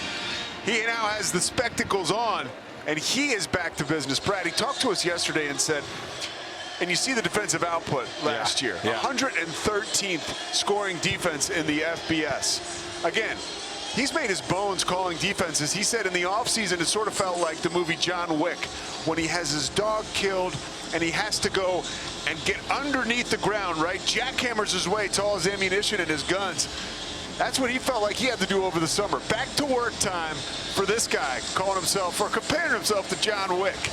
Absolutely, because that's what he knows he does best, is call defense. Getting back to his bread and butter, getting back to where he actually has made a name for himself, putting these guys in position. This is where he feels most comfortable, right? as a head coach, shelling out your side of the ball is kind of hard, especially when you know the things that you want to have accomplished. And now that he's able to be the guy with the spectacles on, calling the plays on defense, he feels a lot better, and they show it a lot better on the football field. You played for, back in the day, right, John Makovic, and then you played for Lou Tepper, both of those guys at Illinois. I know you played for Jeff Fisher in Tennessee. Another defensive guy. Another defensive guy. Did Jeff Fisher ever totally take over the defense? No, he had guys like Greg Williams. He had guys like, oh my gosh, I can't remember his name. There's a couple of other receivers. He didn't need head to. coaches. Yeah, he has turned a lot of defensive coordinators into head coaches in the league. I'm so sorry that I can't remember the other guy. I'm looking at his face right now. Welcome to the human race, Brad Hopkins. I'm sorry? Welcome to the human race. It happens. Yeah, but, you know, it's like I said, it's the head coach's responsibility to manage both sides of the football, right, to a degree. But if you're not as versed on one side, then you have to basically hire somebody that you can feel gets the most out of that side of the football that you're not the most known for, right? That's why you hired Jake. Yeah, exactly. Braylon Bridges, short gain. 3rd and short coming up.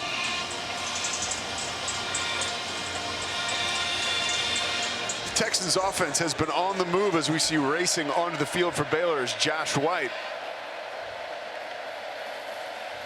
Kendrick Simpkins racing off it. Order looks to be restored, but not before Tarleton State gets a first down. If I were Tarleton State, all I would worry about is moving the chains. At this point, it'd be hard to dink and dunk your way back into the ball game, but maybe at some point, if you're being effective and moving the chains, they'll drop down in the box and give you something deep, like we saw earlier on in the 3rd quarter. Clock winding down, 6:45 left in the 3rd quarter. Still plenty of time for the Texans to make some noise. Greek calling the signals. Play fake. Shoots it over to the left side. Nice grab by Omayabu. They're saying the ball came out. Yep, just like we talked about. Moving the chains, getting first downs, giving yourself a fresh set, avoiding any negative plays. You find yourself at midfield with the ball still moving. Look out for Simpkins at the bottom of your screen. He puts it in reverse now. Greek plenty to deal with pre-snap. Let's see what Bridges can do after it. Short game, Linus Noel all over him. Big E. I like Kendrick Simpkins showing him that blitz there, but staying in his zone, giving Daniel Greek something to think about if you decide to pull it down and go for a pass.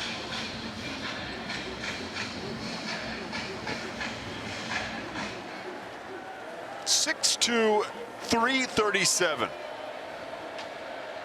They call him Big E for a reason.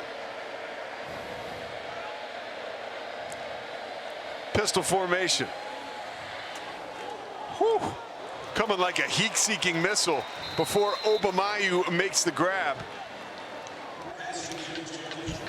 Daniel knew right where he was going with the ball immediately on that slant. Didn't even carry out the run fake, just knowing he had to get it out of his hands. And he did just that so his ball carrier could make a play after catch. And Kendrick Simpkins was coming in hot. Bridges with the nice blitz pickup. Inside of 5 minutes now in the 3rd quarter. Play fake. Launching it deep. Intended for Cooper, out of reach. Yeah, actually, you got to give the corner credit for making Coop go to the inside. If you take a look here, that was number 22, Reggie Bush, the second on the coverage. The ball was just simply overthrown.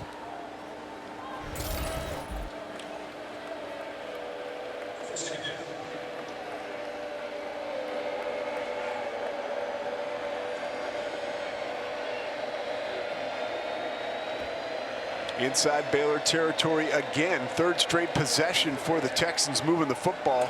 Here's Bridges. Knifing over the left side inside of the 35-yard line. Rolling to more positive yards. Devin Bobby on the stop.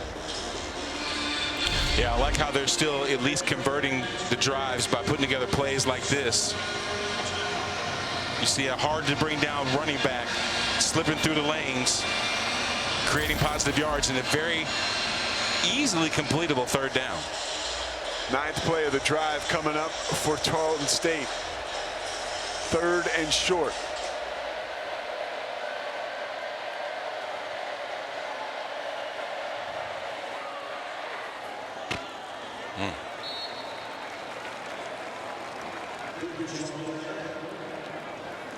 Not a whole lot of movement there. Yeah. I figured this part in the ball game, this is 4th down territory.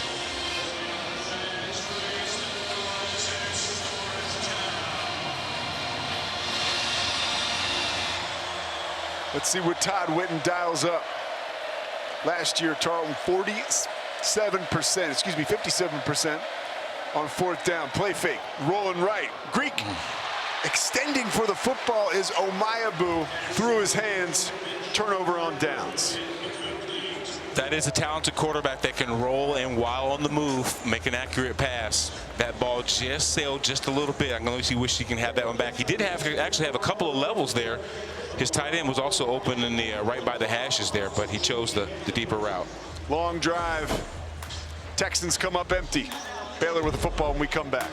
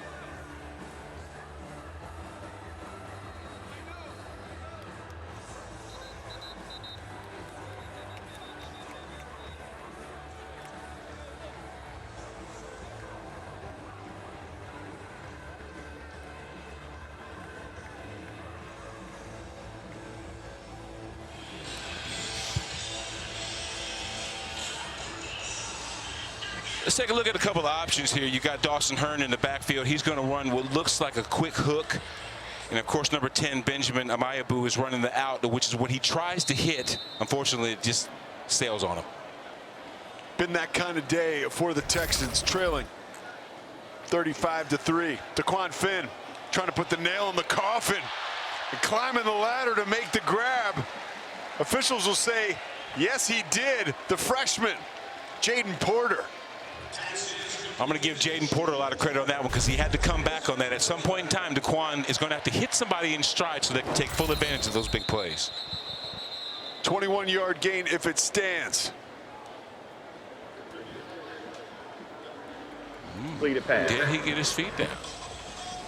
It was close. One thing that was undeniable, the amazing acrobatic catch by Jaden Porter. But do you want to always have to make the amazing acrobatic catch? Don't you want to hit a guy in stride down the sideline? Well, in a perfect world, yeah, but that was a great catch. Yeah, it was a great catch. Yeah. You know, degree of difficulty is not part of the whole scenario, though. They don't care. The receiver's like, hey, hit me in stride so I can make a catch. Let's take a look. 1 foot down inside. I saw the heel inside. I thought that's a catch. And he had possession. Yeah, his foot was down before the knee outside was down.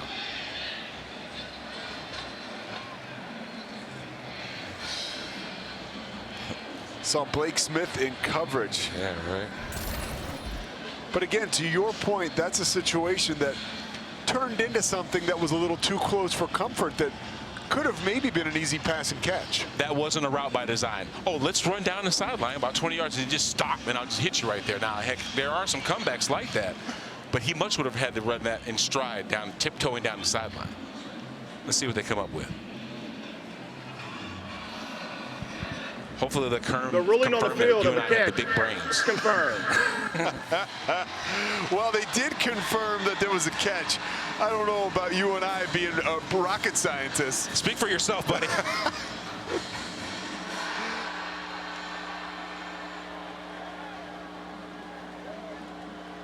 And there's Dave Aranda talking it over with some of his players, with his team in control at home. This is something that Baylor fans just haven't seen that often. They lost 7 games out of 8 last year in this stadium. Yeah. This is a new era, though. This is something that they feel comfortable about. And, oh, my goodness. Porter loses his footing again, was sort of turned around by his quarterback. Yeah, because the ball was underthrown.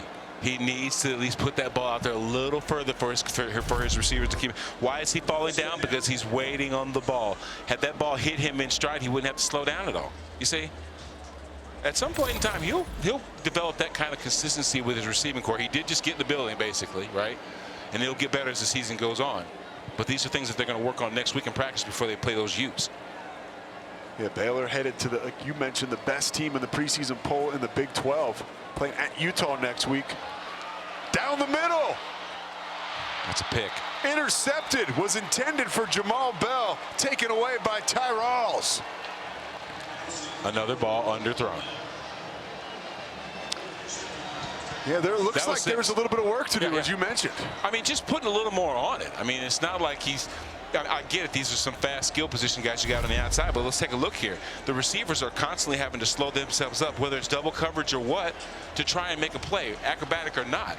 Had that ball been out in front of him, guess what? Both of these defenders are out of position. That's a touchdown, and we're now looking at, what's the score now? 35, 42 to 3. Yeah.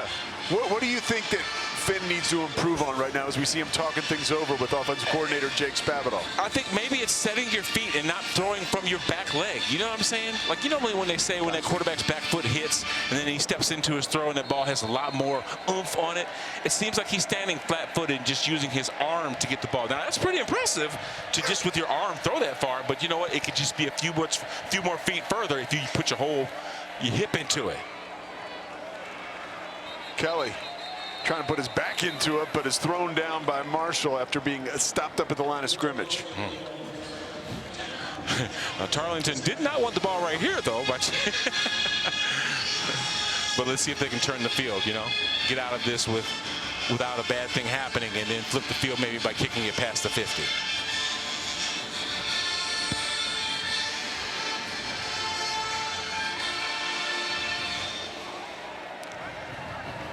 (21-0) after the second quarter.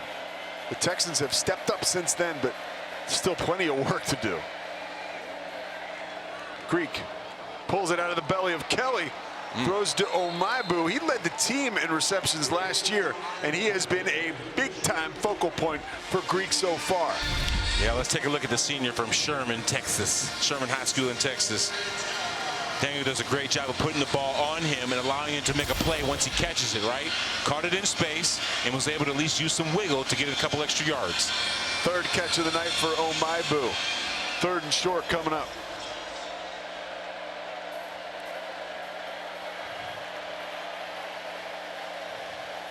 Got a creeper. Woo. Fooled no one. Jackie Marshall says hello. and goodbye, all in the same instance. That's a Beatles song, isn't it? You say goodbye, I say hello. Let's take a look here. He obviously wants to freeze defense a little bit with that run action, but that just kind of slowed down the tempo of the play, right? Put it in his belly, make a decision to keep it, and guess what? Jackie saw the entire situation unfolding right in front of him and didn't get fooled not one bit. Talk about a diagnosis, like a surgeon. Immediately made a decision, and like a heat-seeking missile was in there.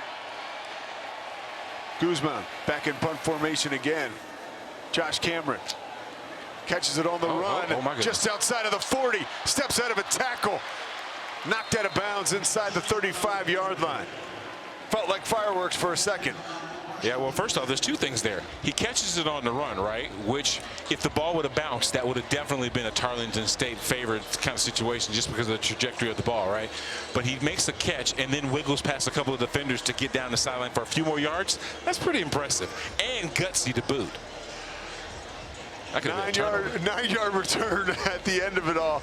Now, here's Daquan Finn, still in the ball game with his team up 35-3. Make sense of that for me, Brad. Is 35-3 convincing enough for the fan base to take care of Tarleton State? I mean, when's enough? Unless they're just really trying to get him just those reps that make him feel most comfortable that he owns this offense. 1st and 10 coming up for Finn. To Richard Reese, who was thrown down behind the line of scrimmage by Cayman Lane. Cayman almost looked disgusted that he had to make the tackle. Look, he's still in the backfield making a tremendous play. You know, Finn's calling for the ball, hands it to him, puts it in his belly. Richard Reese is trying to get to that outside, but you know what? With him flattening down on the line of scrimmage and making a play like that, he'll be a big playmaker for them all year. Here's Richard Reese saying, hey, I'd like to make some big plays inside the 10-yard line. Dante Stewart throws him out. Minutes away from shutting it down. Richard Reese to the right of Daquan Finn. Reese into the belly of the beast. Knocked down by Rawls, who has made his presence felt. Yeah, I think that you're seeing the starters this late in the ball game. It kind of builds up those calluses that they're going to need to have during the regular season, you know? Finn into the end zone. Oh, goodness. Almost intercepted again. Kearns comes over to take it out of the air closely. See, that was an example right there of Finn knowing where he was going with the football, and regardless of the coverage, he was going to do it anyway. Let's take a look. It's not double coverage, but the way it pans out, you put two defenders in the area and not really looking to see how open your receiver was open, if at all. Kind of a bad decision to go for that right there, and certainly didn't put enough on it. Richard Reese slicing and dicing close to the 5-yard line. I'm just wondering how much of a deep threat he's going to be moving forward. He definitely has the guys on the edges, you know, to be this explosive playmaker. I mean, you know, the Ashton Hawkins, and of course, Keyshawn Jackson. We've seen them involved today heavily, but against a better defense, against one that has, you know, maybe some NFL potential on that side of the football. You know, how's that going to look? Ashton Hawkins, one of the guys who can help him get there. Got to get it to him, though. Dustin Prendergrass. Play fake to him. Finn, happy feet through the back of the end zone. That's a miss to a wide open guy. I know it sounds like I'm picking, but I'm not. He's scanning the field, trying to find who's open in the zone, right? He had a guy right in the back of the end zone. And if we take a look at here, right here, he's scanning, he sees him, he sidearms it. And the sidearm basically threw it behind where the defender was going. You see how he's trying to find the guy. He sees him open there, but they're not on the same page. Josh Cameron's going to his right. He throws to his left. That was an obvious touchdown. So a turnover on downs. They definitely want to have that one back. Inside the red zone against a team that you're convincingly beating, they wanted to put an exclamation point on that one. 35-3, 13:52 left in this one. Baylor in control, but a little bit of tension in the air. We'll be back.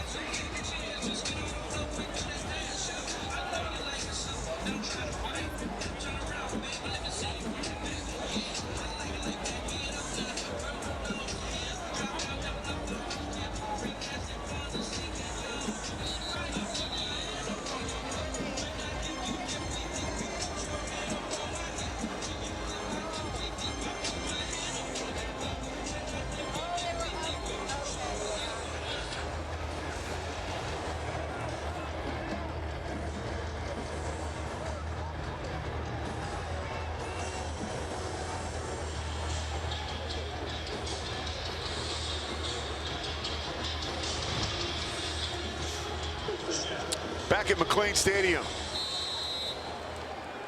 The Bears flirting with a touchdown, end up turning it over on downs after the incompletion intended for Josh Cameron. So back on the field and deep in their own territory once again are the Texans, but Greek trying to air it out, and wow, valiant effort by Darius Cooper. Couldn't bring it down. At least they're taking shots deep.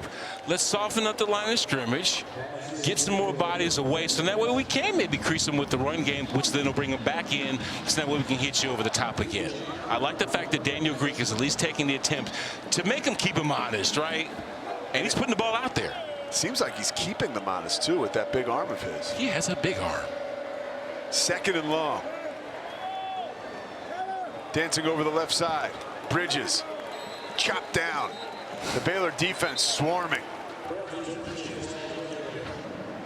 Have you seen the back take a handoff and look super explosive once when we see the ball in his belly, I don't see a sense of urgency until he's actually going to get the ball. In other words, I'm seeing some tendencies that Baylor's picking up on, whether they know that he's going to keep the ball in his belly or take it out and try and look down deep for a pass. We saw it early from Kayvon Britton, but watch this. 3rd and 8. Darrell Kelly, a line to the right side. Greek shouts the signals. He's throwing it. Oh, man. Terrible guess. Tell you what, though, Baylor defense had some answers there. Yeah. Corey Gordon all over it. I just need my guy to be super explosive. If I'm going to ask him to go from 0 to 100, right, because he's just standing next to the quarterback and also not handing him the ball, and I'm expecting to make a big play, there either A, better be some giant-sized lanes for him to run through, or you better be shifty enough where like he looks like the invisible man out there. You know what I mean? They can't hit him at all. And that's just not happening.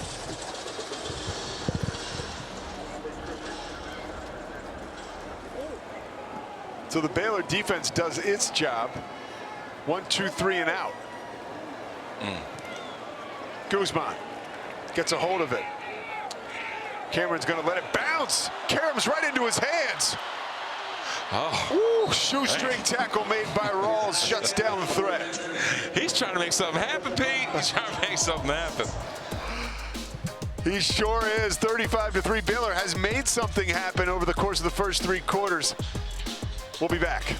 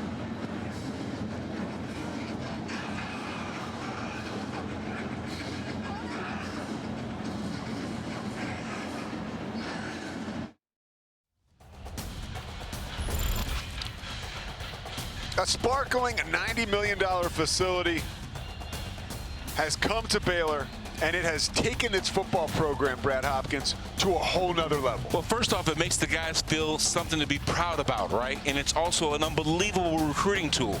They're making these facilities a place where these athletes want to spend 24/7. All the amenities they need, everything under one roof. Opened just 12 days ago on August 19th. It's got a state-of-the-art strength and conditioning space, locker rooms, team meeting spaces, walk-through rooms, which you basically have to pry Dave Aranda out of. And of course, the coach's offices. The theater looks like an NFL situation. It is an awesome facility. There's a grocery store in there, hardware store. I'm kidding. Dawson Prendergrass, he's got his hard hat on, banging his way to more positive yardage, as we see right there. Dave Aranda. We were in the facility yesterday. He told us about how excited it made him. And also there's a responsibility to a facility like that. You got to win, he said. Absolutely. You know what I love about Dawson's game? In one instance, he can be getting tough yards, right? And then in the next instance, he's leading up through the hole onto the linebacker level to lay somebody out for the back that's chasing behind him. That's his versatility, that's his size, and that's how they use him in this offense.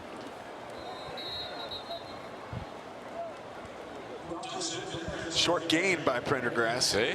He was just blocking a minute ago. You could just feed him the rock, too. How did they start that other drive to begin the fourth quarter? I think they gave it to him like 6 times. 8 times, matter of fact. Finn slings it to the right side. Complete. Jamal there you Bell, go. his first Knew that catch. was coming. And there's the flag. It's just silliness. Is that the same player? No. A.J. Owens this time looks like he got nailed.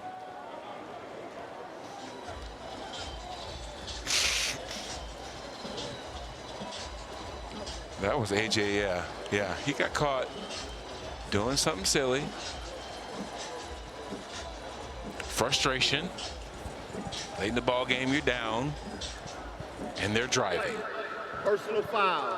Late hit defense, number 16. Half the distance to the goal. Automatic. First down. Let's take a look here. Obviously once the play ended a few minutes ago, but receiver makes a great catch. Borderline, I think you're going for a spear if you think about it. Had his head lowered and everything. Unnecessary. Baylor back to work in the red zone. Oh, my goodness, took his eye off the ball. Slipped through the hands of DeQuan Finn. Falls on it. That was, to me, an obvious pass because he already knew where he was going with the football and wanted to get it out of his hands as fast as he possibly could. Let's take a look here. You see his eyes. He's already scanning. Sends a guy. He's looking, seeing what the defense gives him. Gives the real clap. Actually, he was looking dead at it. Either way, he knew where he wanted to go with the football, and unfortunately just wasn't able to corral the snap.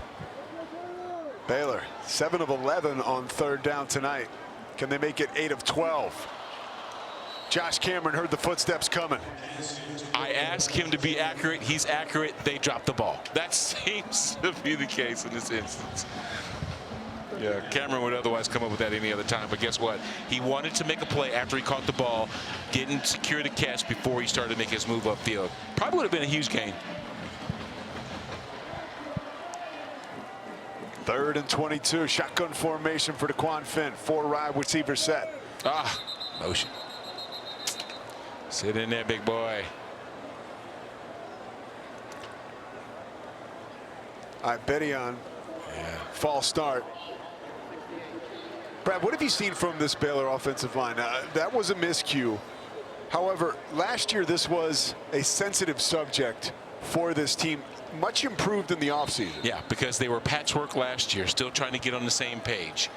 The spring that they had, even though the spring game itself was affected, they still had the reps necessary. Oh, look at here. I like that. And the reason why I say that is because if you're going to continue to, maybe miss on some throws, at least show your versatility and why you're a weapon. And his shifty feet right there are something that they had to be aware of. And they were, because guess what? He was the one that scored the first touchdown in the game, right? Running down the sideline. But they're going to have to feature a little bit more of that, too, until he starts to get the rapport, until he gets on the same page with his receivers more consistently. Now, the big bodies up front, they have the reps now to be more cohesive. Their communication's better, and they'll be better. 39-yard attempt coming up for the Bears. Hankins. Nice. Bangs it through. 38-3 Baylor. Why not, right?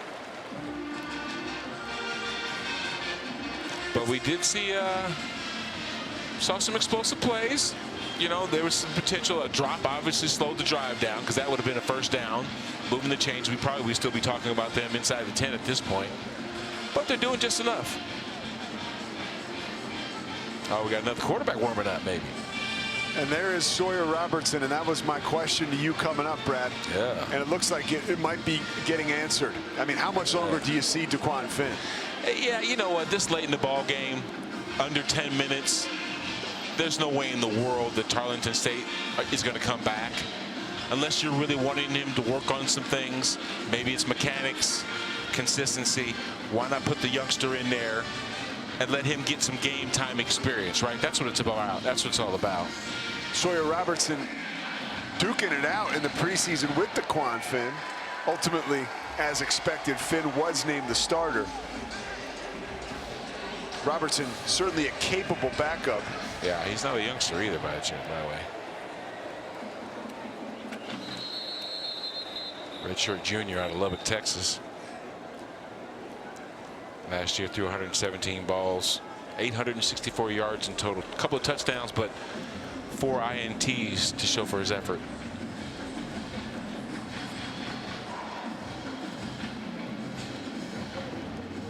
Sure, yeah.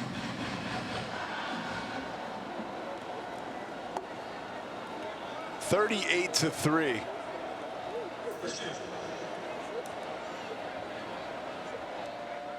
Shotgun formation for Kelly.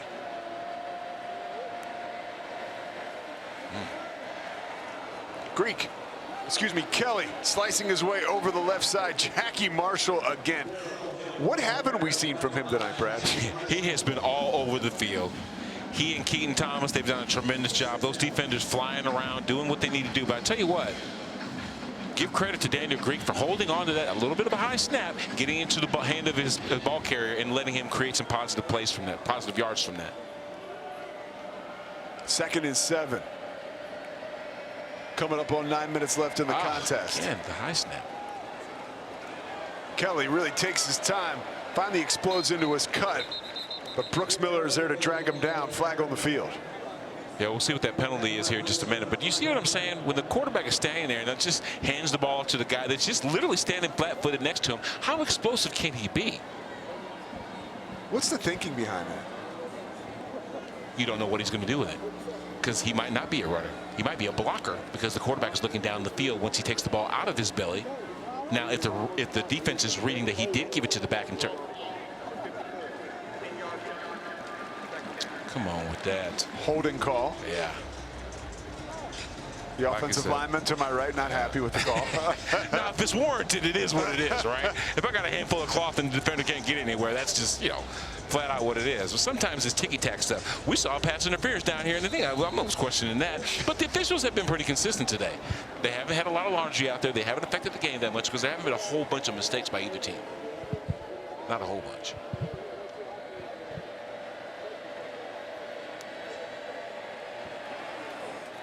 Greek. Yep. Into the belly. Kelly shy of the 20-yard line. Trevin Ma'ai in on the stop. Now, the one thing that could level that whole situation is if you've had the big bodies up front that are all on guys, right? Because a guy can't tackle somebody with somebody blocking him. It's hard to do. But when guys come open, when the guys lose on the edge, the next thing you know, it's a loss with a guy that's not looking to be explosive. It's not like he's in an I formation running downhill with the ball. You see what I'm saying? Two of 13 on 3rd down for Tarleton tonight.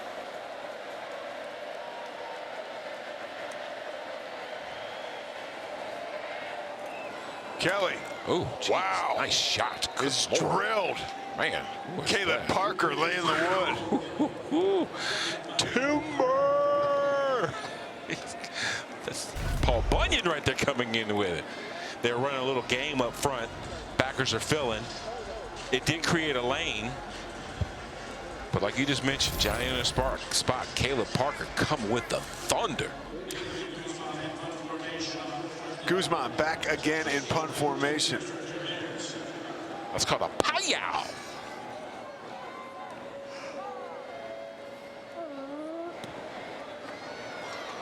Man, he's not been getting. Late flag as the ball takes a Texans roll. It's not like the wind has been in Adrian Guzman's face all night, but I'm wanting him to get a little bit more on that. You know what I mean? As fast as it went up, it came down. But then again, I'm not a punter, okay? But how many steps does it take to normally get, you know, I'm seeing him taking one step and kicking it. Is that enough momentum? Is that enough from his booty to get that ball where it needs to be? I'm asking questions here. We're looking for some momentum. You know what I'm saying? I mean, one step and pow, okay? That's about as far as it's going. But if I'm really trying to get that rascal downfield, I might need a couple more steps. Need some space, get them PPs up a little bit. Adrian Guzman, Brad Hopkins is on the line. I'm asking questions, Adrian. I just want some clarification. Officials once again talking it over. Yeah, what are they talking about? Cravon Barrett, our referee, getting set to tell us exactly what's happening. Personal foul, illegal blindside block, receiving team, number 25, 15-yard penalty, first down Baylor. The old blindside block. LeVar Thornton, the guilty party. Yeah, John Copeland from Alabama back in the day welcomed me to the league with a blindside block. It was legal back then. John Copeland was a bad dude. As were concussions on a regular basis. 7:04 left in this one. Baylor in control.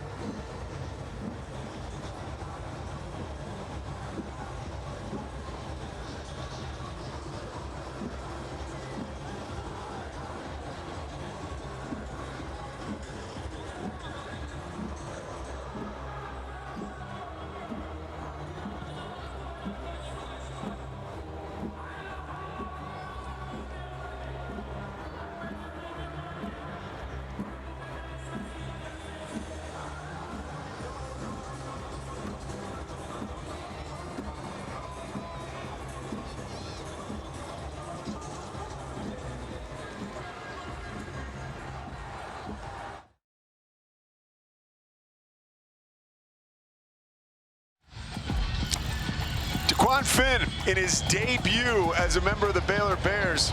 Some ups and some downs. There's enough to start, Brad. Absolutely. But then again, his playmakers have been making plays for him when called on. This was a big play made by Finn himself with his own 2 feet. Adds to the versatility in his game. You got to play for both, the run and the pass. Also ran into some trouble. Cassius Kearns getting in the way of that one, picking it off, and Another pick this time by Ty Rawls. We mentioned the 2 interceptions. You see the graphic on your screen. Richard Reese is stacked up and thrown to the ground by Caden Holt. Yeah, that was just a feel them out play, but like we were showing earlier, those balls that were interceptions were underthrown. Maybe him having more time in a designed route could put the ball out where it needs to be for those playmakers to make more room or make more plays in space. Sawyer Robertson calling the signals with Finn finished up for the night. Oh, going left, throwing right. Jackson slips through his hands. And he should have had that one, and he knows it, and normally he would. He was looking to make a play, reverse himself once he caught the ball. He's been great tonight, and I expect him to make big plays down the future, but he could definitely make some plays for Mr. Robinson right here, make him feel better about his night. 3rd and long coming up for Baylor. 7 of 12 on conversions on 3rd down tonight. Last season, 36%, 93rd in the FBS. Robertson with time. Drifts right. Throws it and finds it. Klopfenstein threading the needle.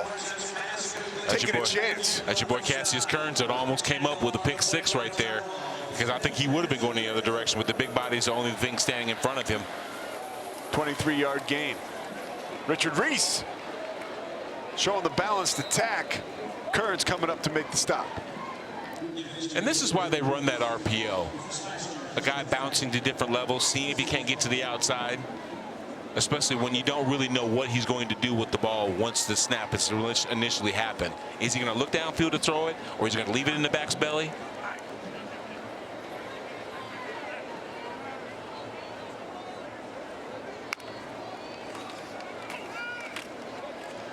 Reese runs into Holt. Easy. And Holt immediately calling for assistance. Yeah, I think he hurt himself being aggressive. Look at the patient running style. Richard Reese, he's been there. And, of course, he went to put an exclamation point on the tackle, and guess what? He fell on his own shoulder.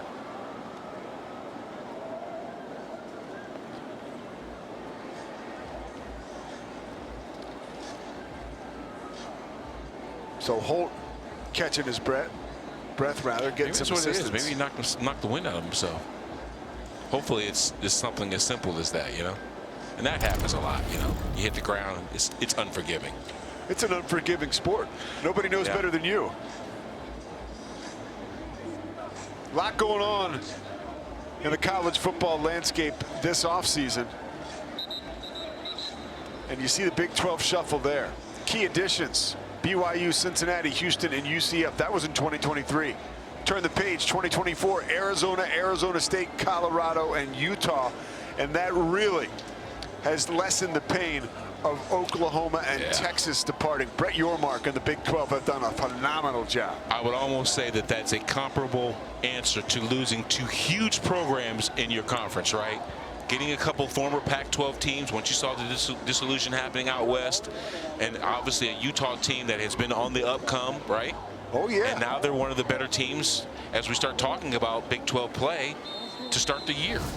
Just an amazing job by the Big 12. A couple years ago when Texas and Oklahoma announced that they were leaving, a lot of folks were holding their breath, and more than a sigh of relief now. One of the best conferences in football, easily. Josh Cameron, pass intended for him. Looks like we've got another flag coming. Cassius Kearns in coverage. Let me tell you why I give Sawyer Robinson a ton of credit. First off, Dawson Pendergrass was losing on the coverage on the block, right? He's got a guy in his face, but because of his mechanic, his throwing mechanics, he threw over the top of the defender and still was able to get the ball out, which then created the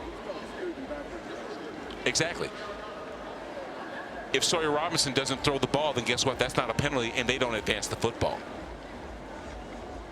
Wolfgram is down. He forced the defense to make a play right there just by simply, you know, extending the play as much as he could, backpedaling, and then having the right mechanics to throw it over the defender that was in his face to at least put it in the general vicinity of a guy that could have made a play had he not been defensively interfered with. Showing some moxie. Sawyer Robertson on 1st and 10 now coming up. Just go varsity blues. Next Saturday, Big 12 action continues on ESPN Plus at 6 Eastern. UAlbany heading to Morgantown to take on West Virginia. And then at 6:30, UCF hosts Sam Houston.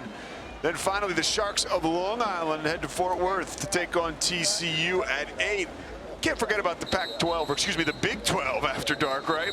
Arizona going to Northern Arizona. That's at 10 Eastern. Make sure to catch Big 12 football all season long on ESPN Plus. It's a proud mama right there. There's a lot to cheer about so far this season. Obviously, been a very short one for Baylor. 38-3 they are up. Again, they lost 7 games at home last year. Had a record 8 games in McLean Stadium and didn't give their fans much to cheer about. Robertson finding Monterey Baldwin. Baldwin stays on his feet. Dancing inside and thrown down to the turf. But not before a big gain.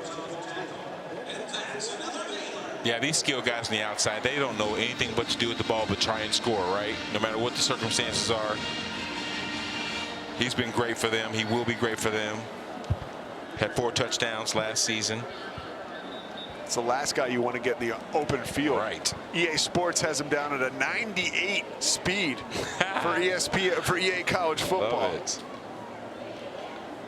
He gets into the open field, he can be dangerous. 20-yard game there. That's a wrap. And you've got guys blocking downfield for him too. So, of course, the defender did a great job of not only using the sideline as leverage, but forcing it back inside so that way his boys could come and make a tackle. Does that let you know something, by the way, when you see guys down the field throwing blocks for you? Absolutely. Because think about it, there's no glamour in blocking because you're not the guy that's standing in the end zone with the ball. But if you know that you had something to play in him getting into the end zone and that guy that scored knows it too, that's where the appreciation comes. You know, that's the life of a lineman right there, Pete, man. You know, we don't expect us to be cabbage patching in the end zone. Anybody throwing us passes. But we are definitely celebrated by those guys that score touchdowns because they get you cool gifts at the end of the day, like, you know, watches, guns, and stuff. Speaking of celebration, by the way, the female leadership that has come to college football and that has come to Baylor is just pretty amazing. As we get a look at the guys in the trenches you were just talking about. One of 2 Power 4 schools with female support administrators. We're talking about Deputy Athletic Director Javon Overshawn. And you saw right there, a new addition to the Baylor lineup. We'll get to that in a moment. Dawson Pendergrass. Off the play fake, Sawyer Robertson. Oh, wow. Throwing for Katron Jackson, just wide left. We go back to the graphic we were just showing you. Landry Walsh named Director of Operations this offseason.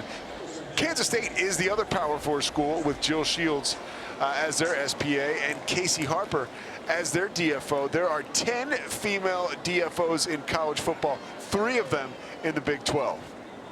Pretty cool. Trendsetters. For sure. Dawson Pendergrass banging his way inside the 30. Dawson reminds me of that big back from the Buccaneers back in the day. Mike Allstott. Mike Allstott. Bang, bang, bang. Yeah. John Madden loved him, right? Well, you had a guy by the name of Eddie George who certainly knew about absorbing contact or delivering contact and continuing to move forward. Yeah, but Eddie didn't have traps like Dawson Pendergrass. Look at here. Woo! Look at here is right. Jackson taking in the touchdown. Sawyer Robertson is on the board. Another cha-cha. 30 yards this time. Reason to dance for Baylor. Hey, Pete, where was that ball? In stride. Out in front of him. Didn't even have to slow down, did he? Is that the first we've seen that tonight? Close. I'm just saying. Let your playmakers make a play for you. And a big smile for Sawyer Robertson. And a 44-3 lead for Baylor.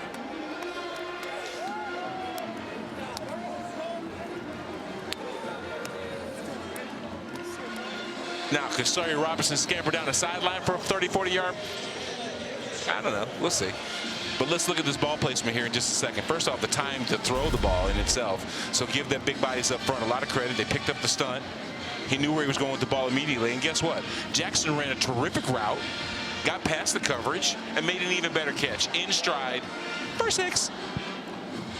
Nice ball, by the way. Look at that. That's called dropping dimes, y'all. Jackson, first touchdown of the season, had one last year, has equaled that tonight.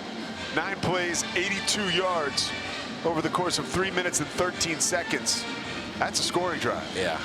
Jeremiah Postal was like, hey, man, come on. What are we doing? We've been doing so good up to this point. And Baylor's wide receivers really have gotten in on the act. 10 different players have caught balls for Baylor. He's still chow-chowing over there. What's going on? He's got the rhythm. And Dave Aranda got some peace of mind now. Up 45-3.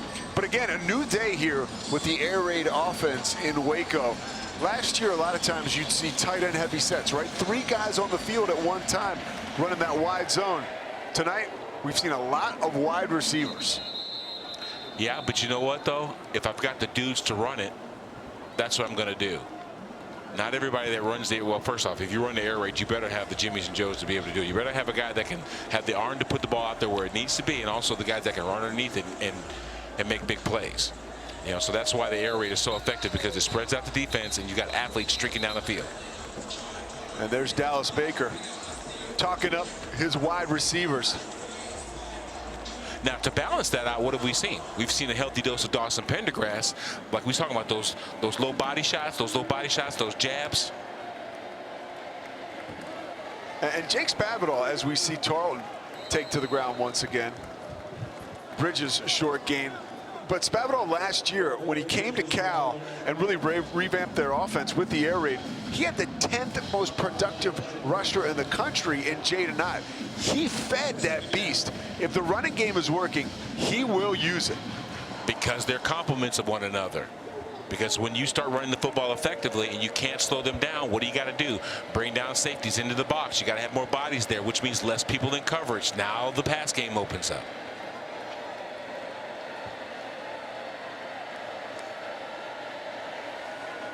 Greek to Bridges. Dancing into the second level. Josh White slows him down, throws him to the turf. Yeah, give credit to Baylor for getting off blocks in those situations too, because you know when you got shifty backs like we've already been seeing with Darrell running as effectively as he had. We've seen Kayvon running effectively, you know, behind those big bodies. And obviously, we mentioned earlier that this offensive line for Tarleton State is probably the best group that they have collectively because of the experience that they have up front. 93 right there. That's D.K. Kalu. Did you ever have to block his dad, N.D. Kalu? Former Philadelphia Eagle? He's probably a lot younger than me. Oh, he's not. He's not. You guys played against each other around the same time. Yeah. NFC, AFC probably. You were too busy blocking so many players you forget. Yeah. 13 years to do that.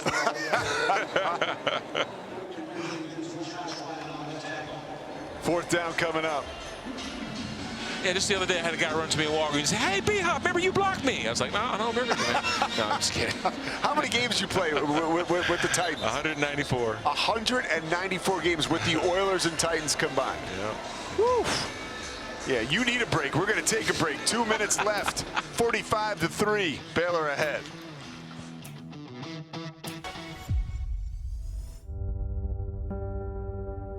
I have always believed in Baylor football. The Bears had won only 7 games in the previous 5 seasons. Baylor had not won a Southwest Conference championship in 50 years. A drought that, if it had continued, would have no doubt been the end of the Baylor football program. In 1974, a group of young men came together to change the course of Baylor history.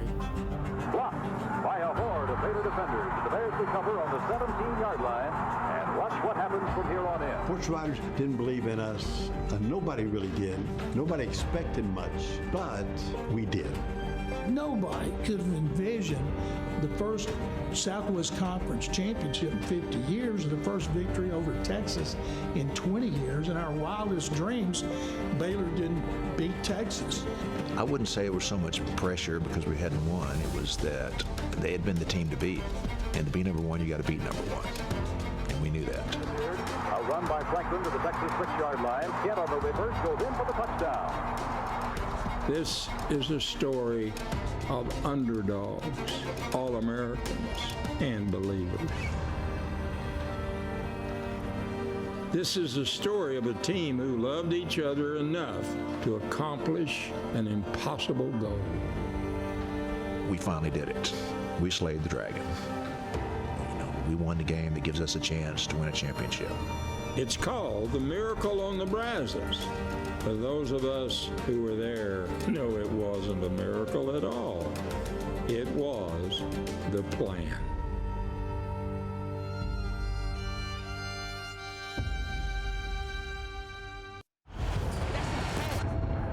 Everything you thought you knew is brand new. We on a new wave. This ain't what it was. See, when the game changes, so do we.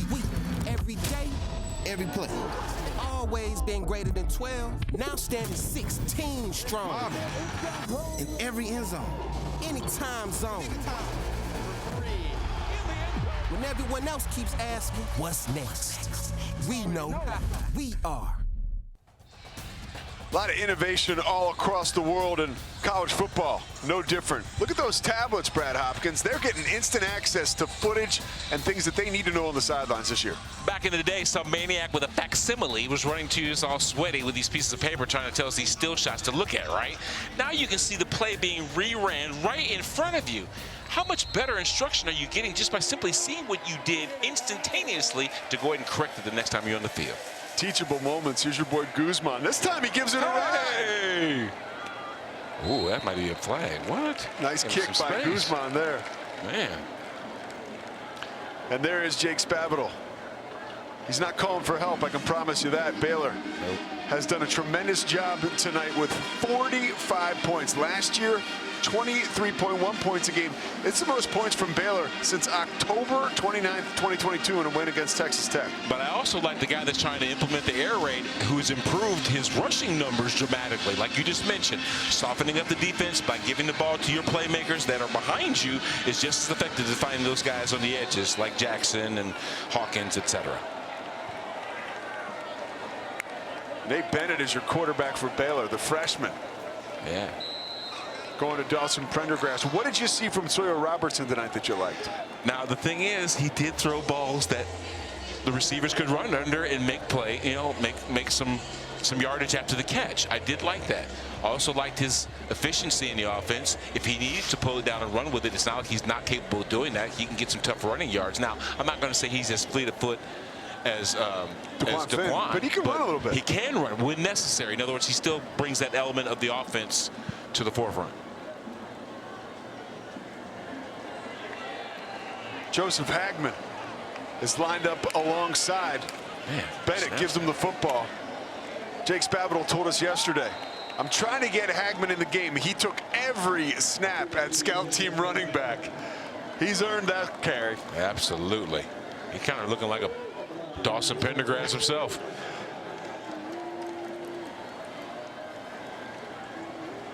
A freshman from right up the road in Austin, Texas, from Westlake High School. Baylor salting this one away. 3rd and 5 coming up. It's another reason why games like this are important, because it does give those reps that the younger players wouldn't otherwise have. If this were a closer ball game, we wouldn't see any of these freshmen. Of course, we'd be talking a lot more crazy too. Play fake. Bennett slings it right up the middle. The blow was delivered to Micah Gifford. He bounces right back up and says, hey, first down. I'm going to tell you what, man. Tremendous toss, better catch, and to show the toughness to bounce back after that shot right there, give that young man some credit, man. Good night. I'm looking for his teeth. And after that, it looks like everybody has seen enough. Let's look at this slobber knocker. Ball out in front of him. Bam! But you know what? Great tackle. Didn't put his head in there. Wasn't anything illegal. Guess what that was? Football. And the football game tonight won convincingly by Baylor, 45-3.